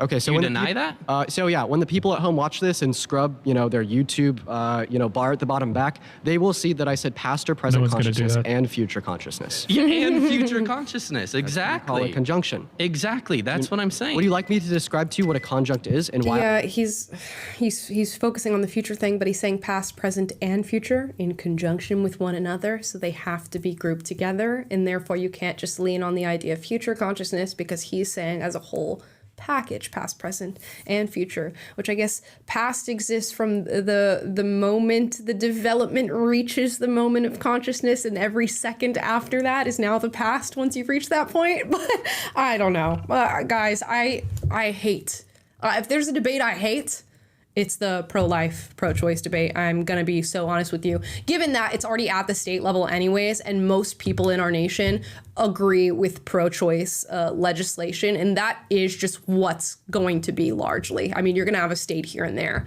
that is not allowing for it. But I mean, to go back and forth over these people's strongly held beliefs on like pro-life or pro-choice that are not really budging. I get it that it's a very strong issue for a lot of people, but I hate listening to it because you know, I feel, they feel how they feel. I would use that to distribute. So, okay, so prescribe more you're- value. Saved by the bell. Saved by the bell. Woo, I'm over this, y'all. At the end of the day, it's not just about me trying to change everybody else's minds, but it's also about me becoming a better person and holding better beliefs myself. I think that I definitely By had reframing everyone some else's arguments letdowns into with my the terms. positions that I was arguing. I could have known much more about, you know, our pull out of Afghanistan, and I want to admit that in good faith. But ultimately speaking, in this all things considered sense, I think that I definitely held up pretty well throughout the conversations, and hopefully I'm able to make an impact upon the beliefs of anyone who may be watching this interview right now with some of the things I said today. Trust, you would hope that you hold up well, just in the same way that I would hope Charlie Kirk holds up well, given that it is his career, given that you get to choose the prompts and prepare for the prompts through your own framework, and then you get to bring it to the audience. So yeah. I thought Dean was a great debater. He definitely came with a lot of like news articles and a lot of facts, what they want to say, and kind of, I think at the end of the day, you can have the facts, so it's how you construe them. And I think he did really well at construing the facts and everything. He did make me kind of think a little bit. Like I said, he came in really prepared. So there are definitely a lot of things on there that I'm gonna have to go back and research on and just get more information on. He did do well at taking a fact and misconstruing it. He did. You have the facts, and then it's how you construe them. You're right about that.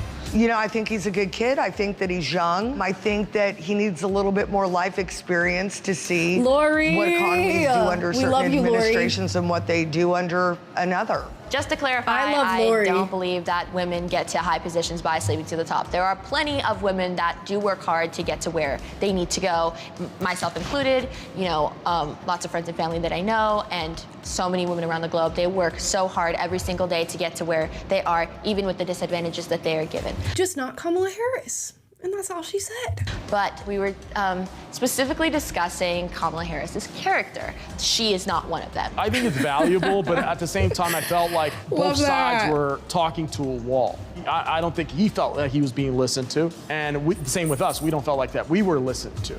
I think this experience has been valuable. Whenever you get people to just come and sit and discuss these hard issues, I think that's a win. You know, this is going to be on the internet. People are going to watch this, and hopefully this sparks discussion in their lives and in their communities. And so in that way, I definitely think this was a good conversation to have. Great job, and Micah killed it. Micah did really well. Micah did really well indeed. Okay, guys, we're gonna get into your super chats. Hear from you guys. Ooh, all right. Wow, we're almost done. We're almost done, guys. Let's talk. That was a lot to get through, but actually pretty engaging. One of the more engaging Jubilees we've done. Yeah. All right. Josie Z says, "Happy Wednesday. I'm struggling with writer's block. I met John Green at his lecture on Monday. It's stressing me out. It's due today, but very exciting." Wait, what's due today? Sorry, I missed that. Something that she's writing, apparently. Oh, okay. And you met John Green. I used to love John Green, and I don't know who that is. He wrote The Fault in Our Stars, An Abundance of Catherines, Looking for Alaska, all these different young adult novels. Yeah, I love a good John Green book. Right on. Well, good luck. Hopefully we helped you by occupying your mind with something else with your writer's block. Exactly. And you're going to get great ideas just popping in your head. Exactly. Anthony Cardona says, "As someone who wasn't really into politics, watching your streams and videos have made me more interested in politics and is encouraging me to vote. Love the content. You're truly amazing." Love to hear it. I'm glad that we've sparked some interest for you. And I think that's the only you should only vote if you're interested in these subjects and you care about them, I think. Yeah, I was about to say, you will never hear Amala just, with no qualification, tell people to go vote. She doesn't think, and I agree, that you should just be encouraged to vote if you have no idea what's going on. But never, if you do, ever. Then we love that for you. And If you glad hear you're here, that, Anthony. yeah, if you hear that from my mouth, it wasn't me. Somebody got me. I've been got. Britt Cormier says, "Did these people miss that they questioned John McCain's birth? He was born in Panama. If I remember correctly, last I checked, John was not black." There you go. That is true, yeah. Wow, I didn't know that. I actually didn't know that. That's very interesting. And you know what? There you go. The U.S. controlled the Panama Canal Zone, where I used to live there, by the way, for a year, my senior year of high school. But yeah, John McCain, I think, was born there. So there were questions as to whether he was really a citizen or eligible for president. Fascinating. That would have been a good tidbit to use during this debate. dainty little morsel. Nicole Pullon says, I love learning from your content. You have opened my eyes more to politics. Now I'm getting my husband into your videos. Keep up the great dialogue. Ooh, she's going to red pill her husband. I don't know if I count as red pill content. I don't know if I want to label myself as that. But I'm glad that you and your hubby are getting into these videos. That's so awesome. Yeah, red pill has been like appropriated by really has. the manosphere content. Yes. Stolen. Cupids says, I love how he does choke on his words a lot more than I expected. Waited for you to stream it instead of watching it myself too. Hey. Also says, it is also very clear that they are far more respectful than the libs versus Charlie Kirk. It says a lot, but I'm not claiming that all libs are rude. Yeah, you could tell, like, nobody was screaming at him. Nobody was calling him names or saying that he was ugly or anything like that. Like what happened to Charlie Kirk is a total difference in temperament among the two different groups, which could be a fluke or it could speak to something. Marie says, can we get Kamala versus 20 liberals? I would love to see it. You almost did. I almost did. You know, when they were pitching Surrounded, they were like, hey, we're going to do this thing with like a conservative and 20 liberal college students or whatever. And I was on the docket to be one of the options, but they went with Charlie Kirk instead. I would have bodied that. Dream girl Kamala. She ain't do shit. She ain't do shit. Casey Cat says, as a Gold Star family, I can tell you from all of our pretty extensive and generational military circle, we support Trump. Yeah, there you go. And you know what? I've got military in my family, Trump supporters as well. I mean, for obvious reasons. He seems pretty conflict avoidant as well, which I think the military is in large support of. Plus, you had Kamala Harris on debate night say that we have no active military deployed in any war zones right now, while we actively have military service members in war zones as we speak. Crazy, crazy.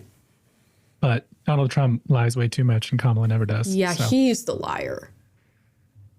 Crimson Rose says, Kamala Harris put Jamal Truelove in prison for 7 years as an innocent man because she needed a win on a hard crime case. Yep. If this is what she does to get where she is, she doesn't care about the people. That's the example that I was referencing earlier, and thank you for filling in the name because I could not remember what his name was. But yeah, because she needed to have this tough on crime stance. She put somebody who wasn't even guilty in the clinker. Right, which is even more racist than her black scent, than pulling out Megan Thee Stallion in Atlanta because she thinks that what appeals to black people is twerking. Yeah, she's really racking it up. Egregious example. Yep.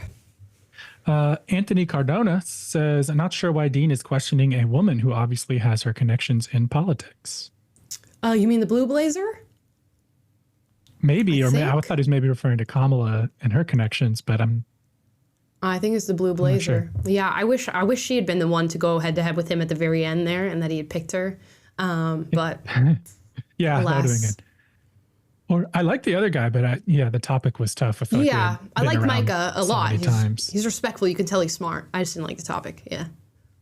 Yeah. Notice none of the conservative women pulled the mansplaining card on him. I was wondering if we might get that, but missed opportunity perhaps. No, just kidding.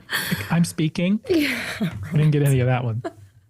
We did get a $50 super chat, actually. Oh, sorry, I'm looking at the old ones. Okay. Yeah, no worries. Alan says he is wrong with most things he has said. However, he's right about January 6th. All the court documents are online and list multiple examples of Trump explaining his electorate fraud plot. It is sad how media on both sides portray it.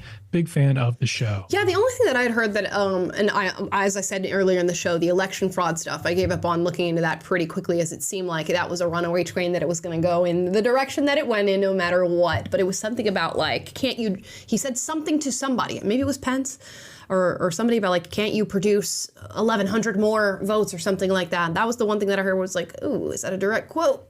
So we need to look into that a little bit. But it does seem like all the evidence that was claimed to have been had about election fraud was never truly looked into, because of course we're not going to actively look into this allegation because it says a lot about America and our system. The best argument that I've heard about election fraud is actually from Vivek Ramaswamy, where he talks about all of the interference that happened at the level of media and social media and big tech, and how they spun all these stories leading up to the election and really confused the American electorate about what was actually going on in regard to these two candidates. And when you can just actively lie about a candidate through media and through social media, then you are setting them up for failure and setting another side up for success. and that is election fraud and should be seen as such. And you had actual government agencies who were advising big tech and the media on what to say and what not to say, and that should never happen. Yeah, and specifically to bury the Hunter Biden laptop New York Post story, which turned out to be true, but they colluded to bury it right ahead of the election, and that, if anything's interference, that is. Yeah. Jonathan Partido says, I've been waiting for this vid. As an average American barely scratching the surface of politics, it was so hard for me to process his claims. I really wish there were more versed people like Blue Lady. Yeah, and when you look at the Blue Blazer lady, she was formidable. Okay, that's a good person to invite. When you watch Charlie Kirk, they invited two people who debate for a living, and they didn't do that with Dean. And I know a lot of people are spinning it and saying, oh, Dean had to go up against adults and Charlie had to go up against college students. He had two professional debaters in his crowd. Dean had no professional debaters in his crowd. So I think he was dealt an even hand for what he went through in this video. More than even. Yeah. Julie S. says, love your work, Kamala and Taylor. Thank you. Appreciate that. Thank you, Julie. Trevor7777 says, Kamala and Taylor, remember your exceptional qualities, unwavering strength, and incredible worth. Your courage and resilience are essential as you bring warmth, light, and purpose to others' lives. Oh my gosh. That is so kind. That's so nice. I never know what to expect with these super chats, but you guys are always so nice. It's unbelievable. Yeah, speaking of warmth and light, just reading that just fills us with warmth and light. Thanks, Trevor. I'm blushing. Anthony again says, I think we can all agree that Dean was more condescending in this debate than Charlie was in his debate. Yeah, I think Charlie kept it pretty... well, not exactly. I think he did go after Parker or something about having like low T or something like that. Times. Yeah, he definitely did go back at people who snapped at him a little bit. But Charlie was fair. I think Dean was pretty fair. I know afterwards Dean is on TikTok saying like this is one of the most like difficult groups of people to be in a room with, and it's just like I'm questioning their intelligence or whatever. Whatever. Come on. And he was kind of like still condescending, but more softly. You know? And, but overall he kept it like he wasn't yelling at anyone or anything like that, so that was good. Yeah. Minnesota Nice says, hey there, A and Tay. Dang, is this how low the bar is to be considered a political debater? Because if so, I need to quit my job because this kid is stupid. Yeah. I don't think he's stupid. I mean, he was able to bring up facts. He was able to articulate himself pretty well. I think his debate style is a little bit, dishonest or yes, it's tricky. He's tricky. I can see the tricks that he is deploying in his debate style, and it's very similar to what Parker does. Him and Parker have very similar energy, very similar vibes, which makes sense. Kolska Tunde says, hi from Romania. Could you please debate this guy? I think he would be open for it. If nothing else, you could get a meal out of it. Yeah, get a meal out of it. Maybe from where's the super chat. Coming from? Yeah, where's the meal coming from? Yeah, I mean, I'd be open to it. There's a lot of disingenuous stuff going on, but I mean, sure. Morphed says conservatives care about family values, but their idea of family can be narrow. I feel it takes a village to raise a kid, not just a nuclear unit.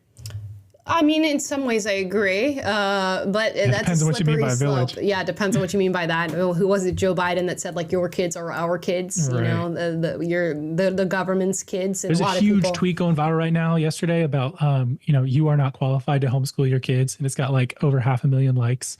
And there's all these hot takes from elites saying like people who homeschool aren't properly teaching their kids and all this stuff. And it's like, that's not the energy we're looking for. Right. And they will often lean on it takes a village for that. But I do understand the sentiment that you're saying. It does take a lot of people to raise a good child.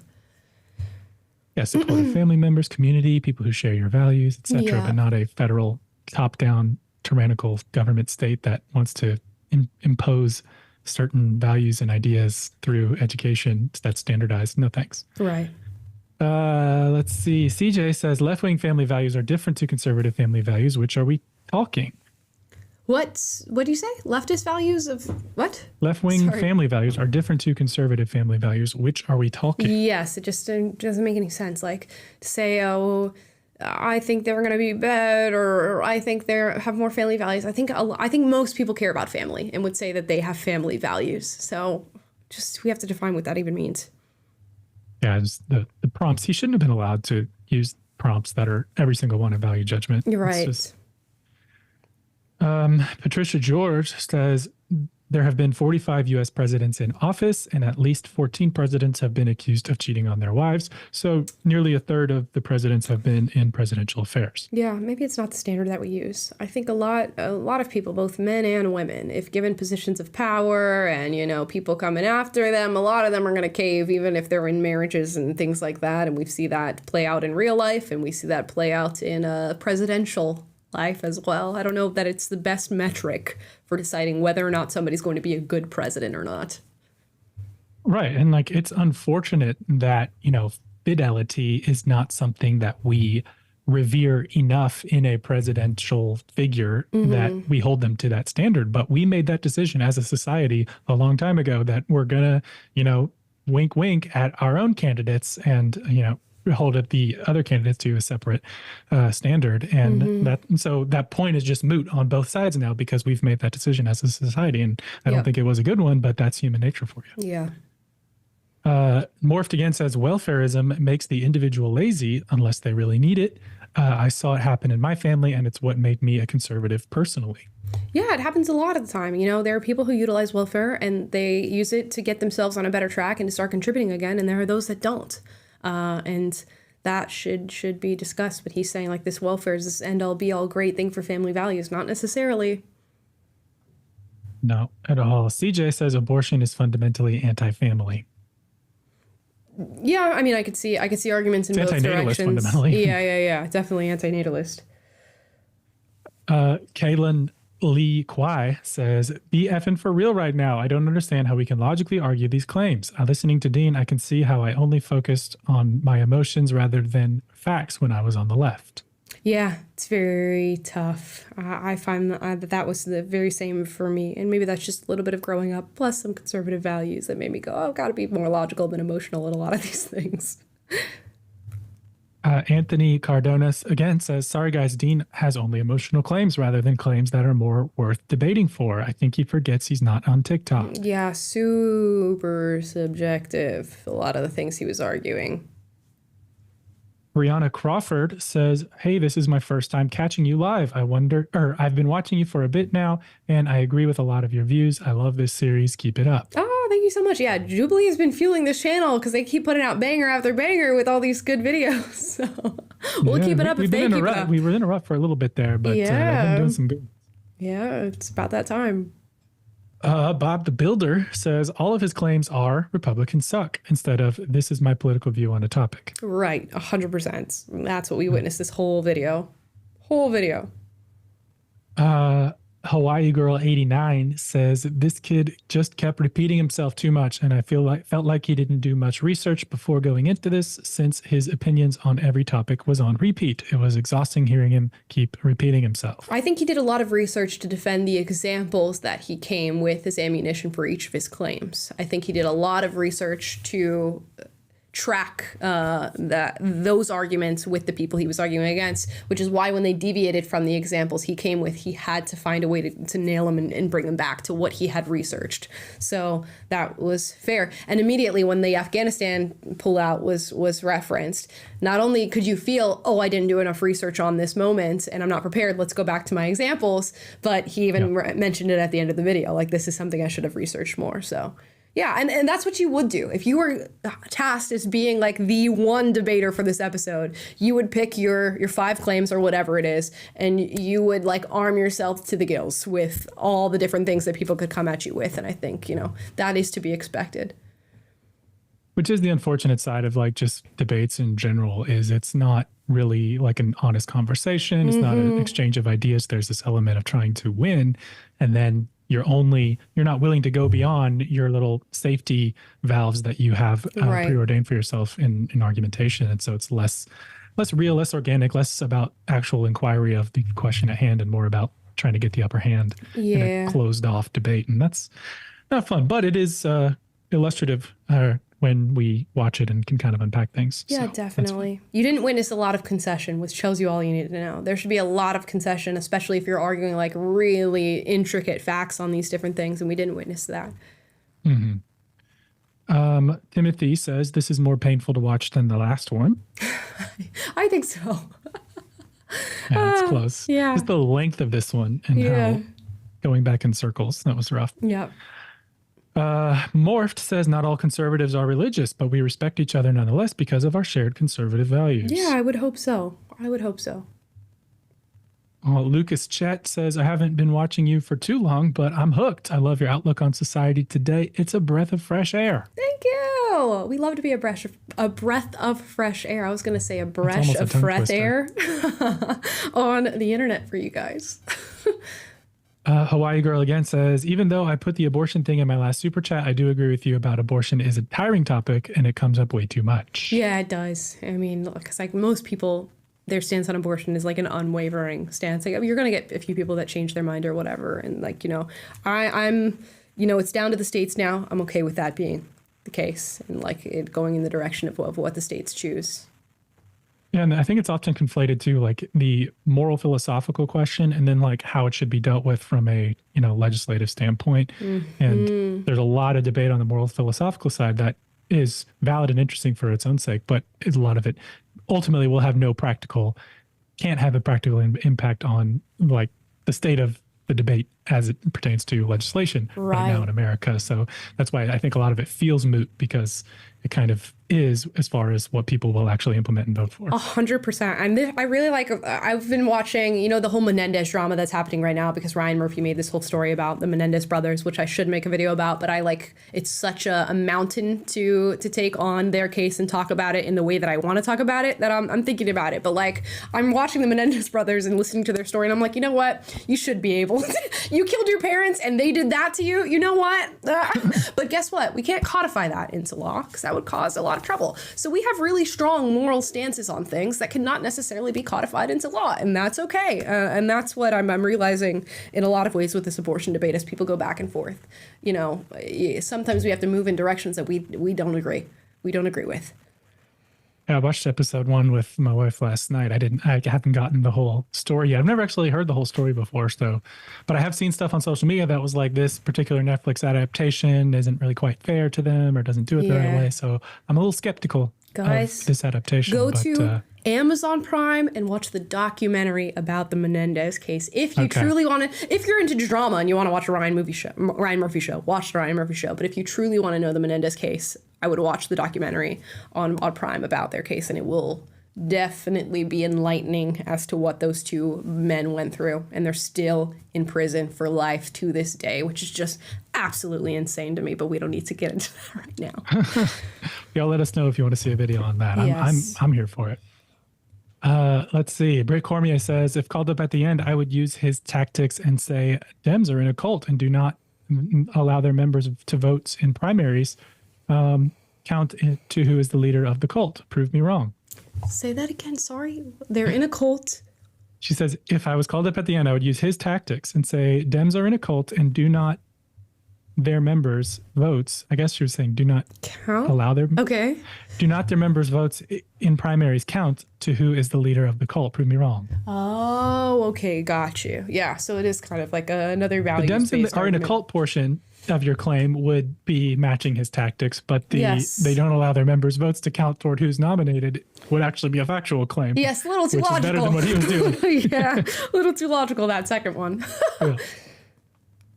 Seems about white says, Kamala, we desperately need you back on Jubilee. You are another level than all the Republicans they bring on. The way you speak, you make people take you seriously. If you can get on an episode before the election, please do. I had 2 opportunities, and those 2 opportunities did not go through. The Charlie Kirk got the first one, which fair enough, dude. You do that for a living, so that you can take that. And then the Kamala, I was supposed to be on the Kamala versus Trump one, and that would have been so good. But I didn't get to be there for that one because I was with my grandma. But maybe there will be another Jubilee video in the future that comes out that I filmed a long time ago, but it's not substantial like these ones. So we'll see. Fingers crossed. Jubilee, call her up. Hit me up, Jubilee. She's ready. Hit me up. Back in.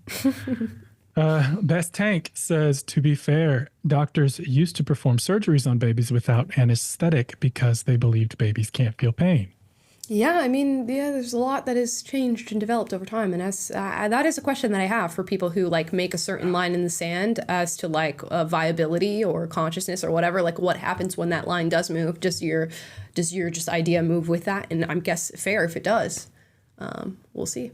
Yeah, one thought I had while he was talking about his standard is like he said the moment that the fetus has consciousness, as however he was defining it, then they have all the rights. And then he also said like that happens, that his standard goes into effect between 20 and 25 weeks. So what if you have somebody who, you know, has an abortion like moments in after that consciousness happens in that same time span that you've identified? Like, does that person a murderer by your logic now? You can kind of play that game with him all day long as well. Yeah, it's so tough. And then it's like, okay, at the end of the day, even with his like 20 to 24 week line or whatever, the majority of abortions are taking place, before 12 weeks? I think like 90% of abortions are taking place within that realm. So it's like so much squabbling over a big issue. I understand, but like, doesn't move the needle.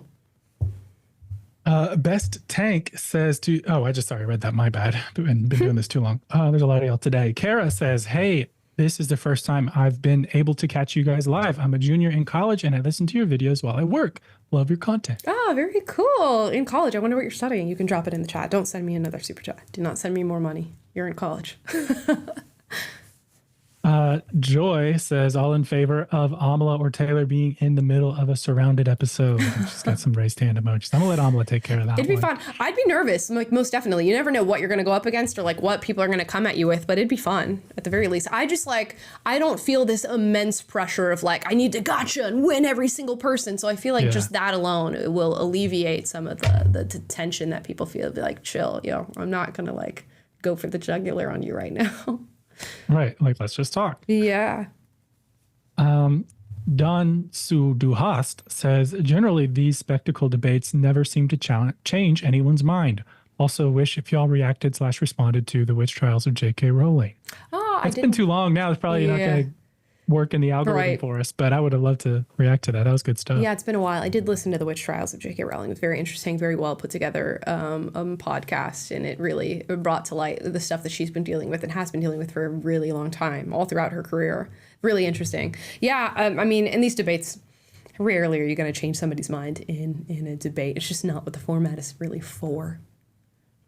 Yeah, I think you're more likely to change minds when you take your approach of let's chill, let's talk, let's not try to one up each other right here. Let's just try to explore our different perspectives on this issue, locate our disagreements, and leave it at that.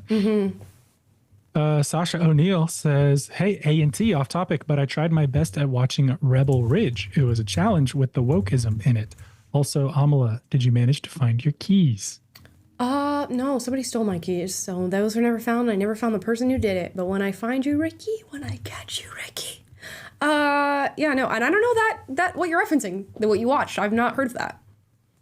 It's a new Netflix show or movie with Don Johnson and Aaron Pierre, I guess. Okay, never heard of either of them. Yet. But yeah, it doesn't surprise me that a 2024 Netflix product has wokeism in it. Let's see. Morphed again says, I'm sorry about Village raising a kid. I meant the local community, not the state. Yeah, I got you. Totally understood. You. Yeah, we got you. I'm sorry you had to clarify. Yeah, you did. But you opened up a good conversation, so thank you. Yes, thank you. Ben said, Dean's is pulling the plug on a brain-dead person murder analogy is disingenuous. A better comparison is if doctor said the brain-dead person would fully recover in months and you still pulled the plug, is that murder? Yeah, that is a better example. I see where you're going there. That is a better example.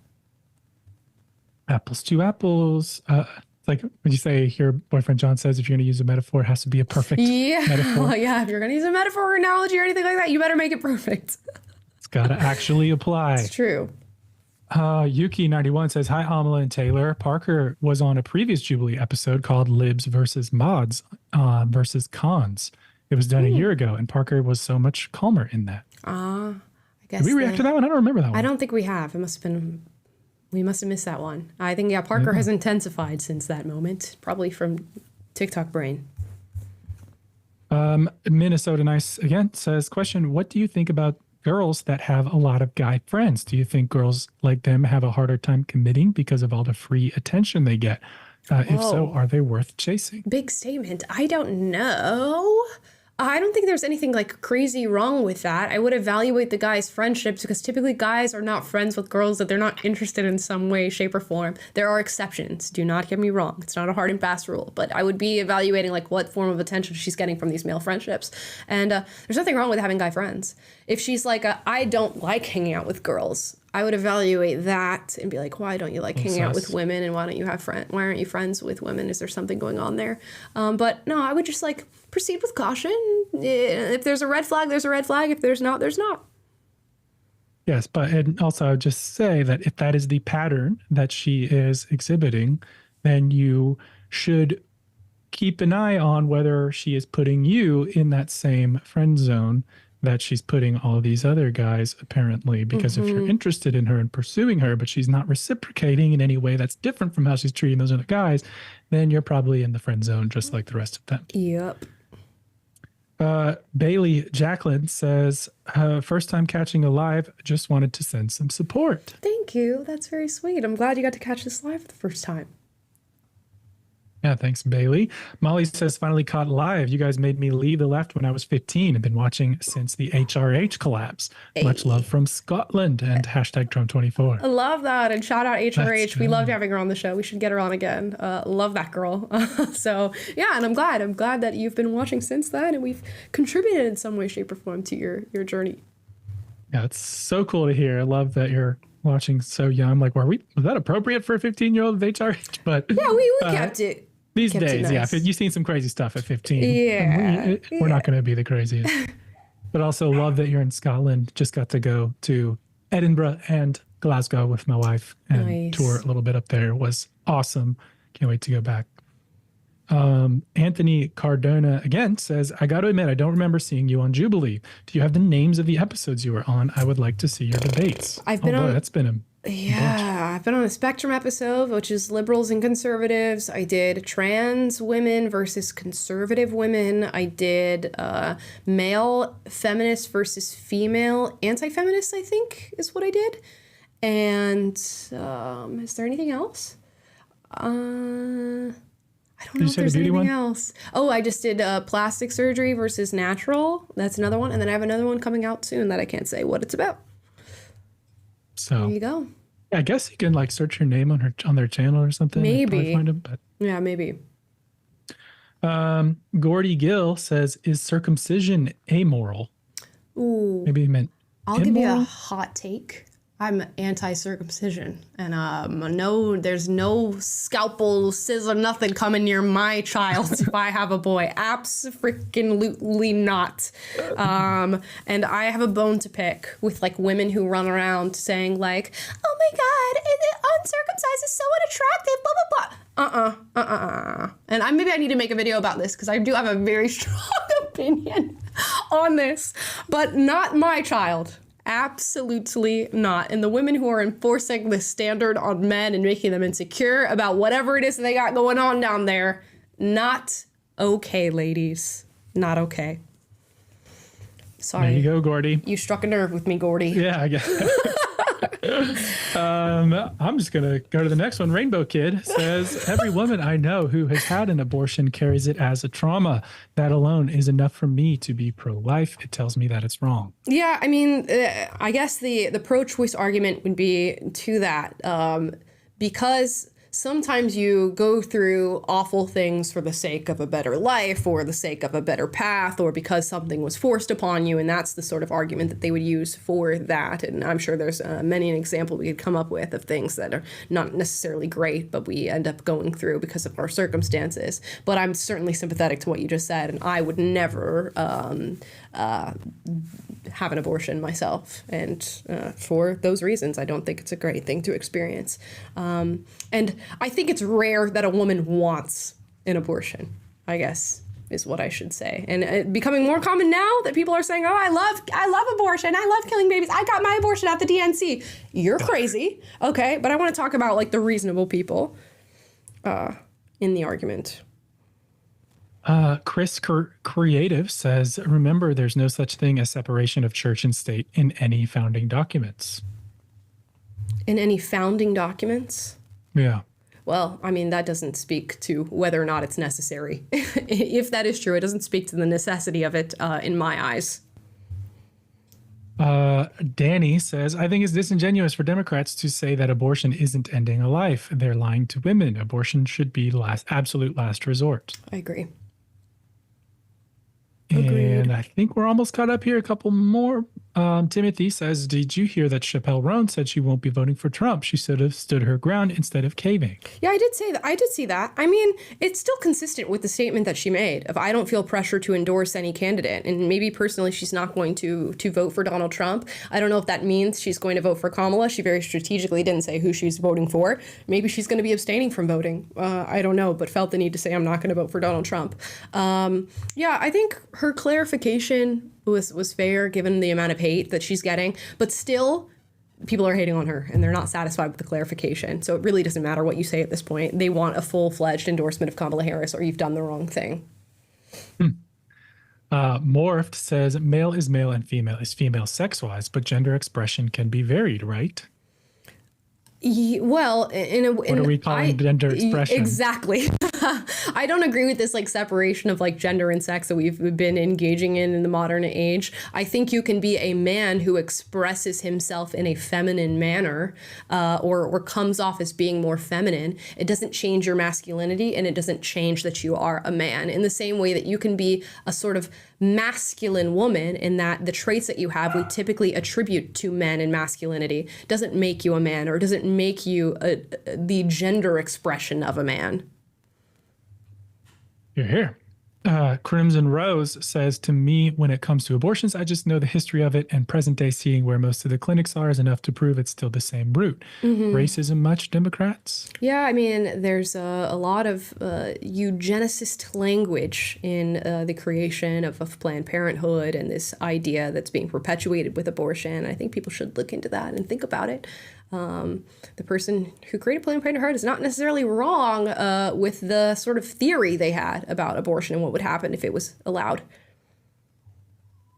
And on that happy note, I think we are through today's Super Chats and done with this marathon of an episode. Yes, a very long episode. We've been at 3 hours and 15 minutes, guys. And I think 3 hours and 15 minutes is plenty. Let me know if we satisfied your curiosity with all the different answers we went through in regard to Dean debating 20 different Trump supporters. Did he hold up? Did we hold up? Let us know in the comments down below. As always, if you disagree with anything said in this video, do get out in the comments down below. We encourage healthy debate, but do so respectfully, and let me know, do I need to make a video about the Menendez brothers and being anti-circumcision?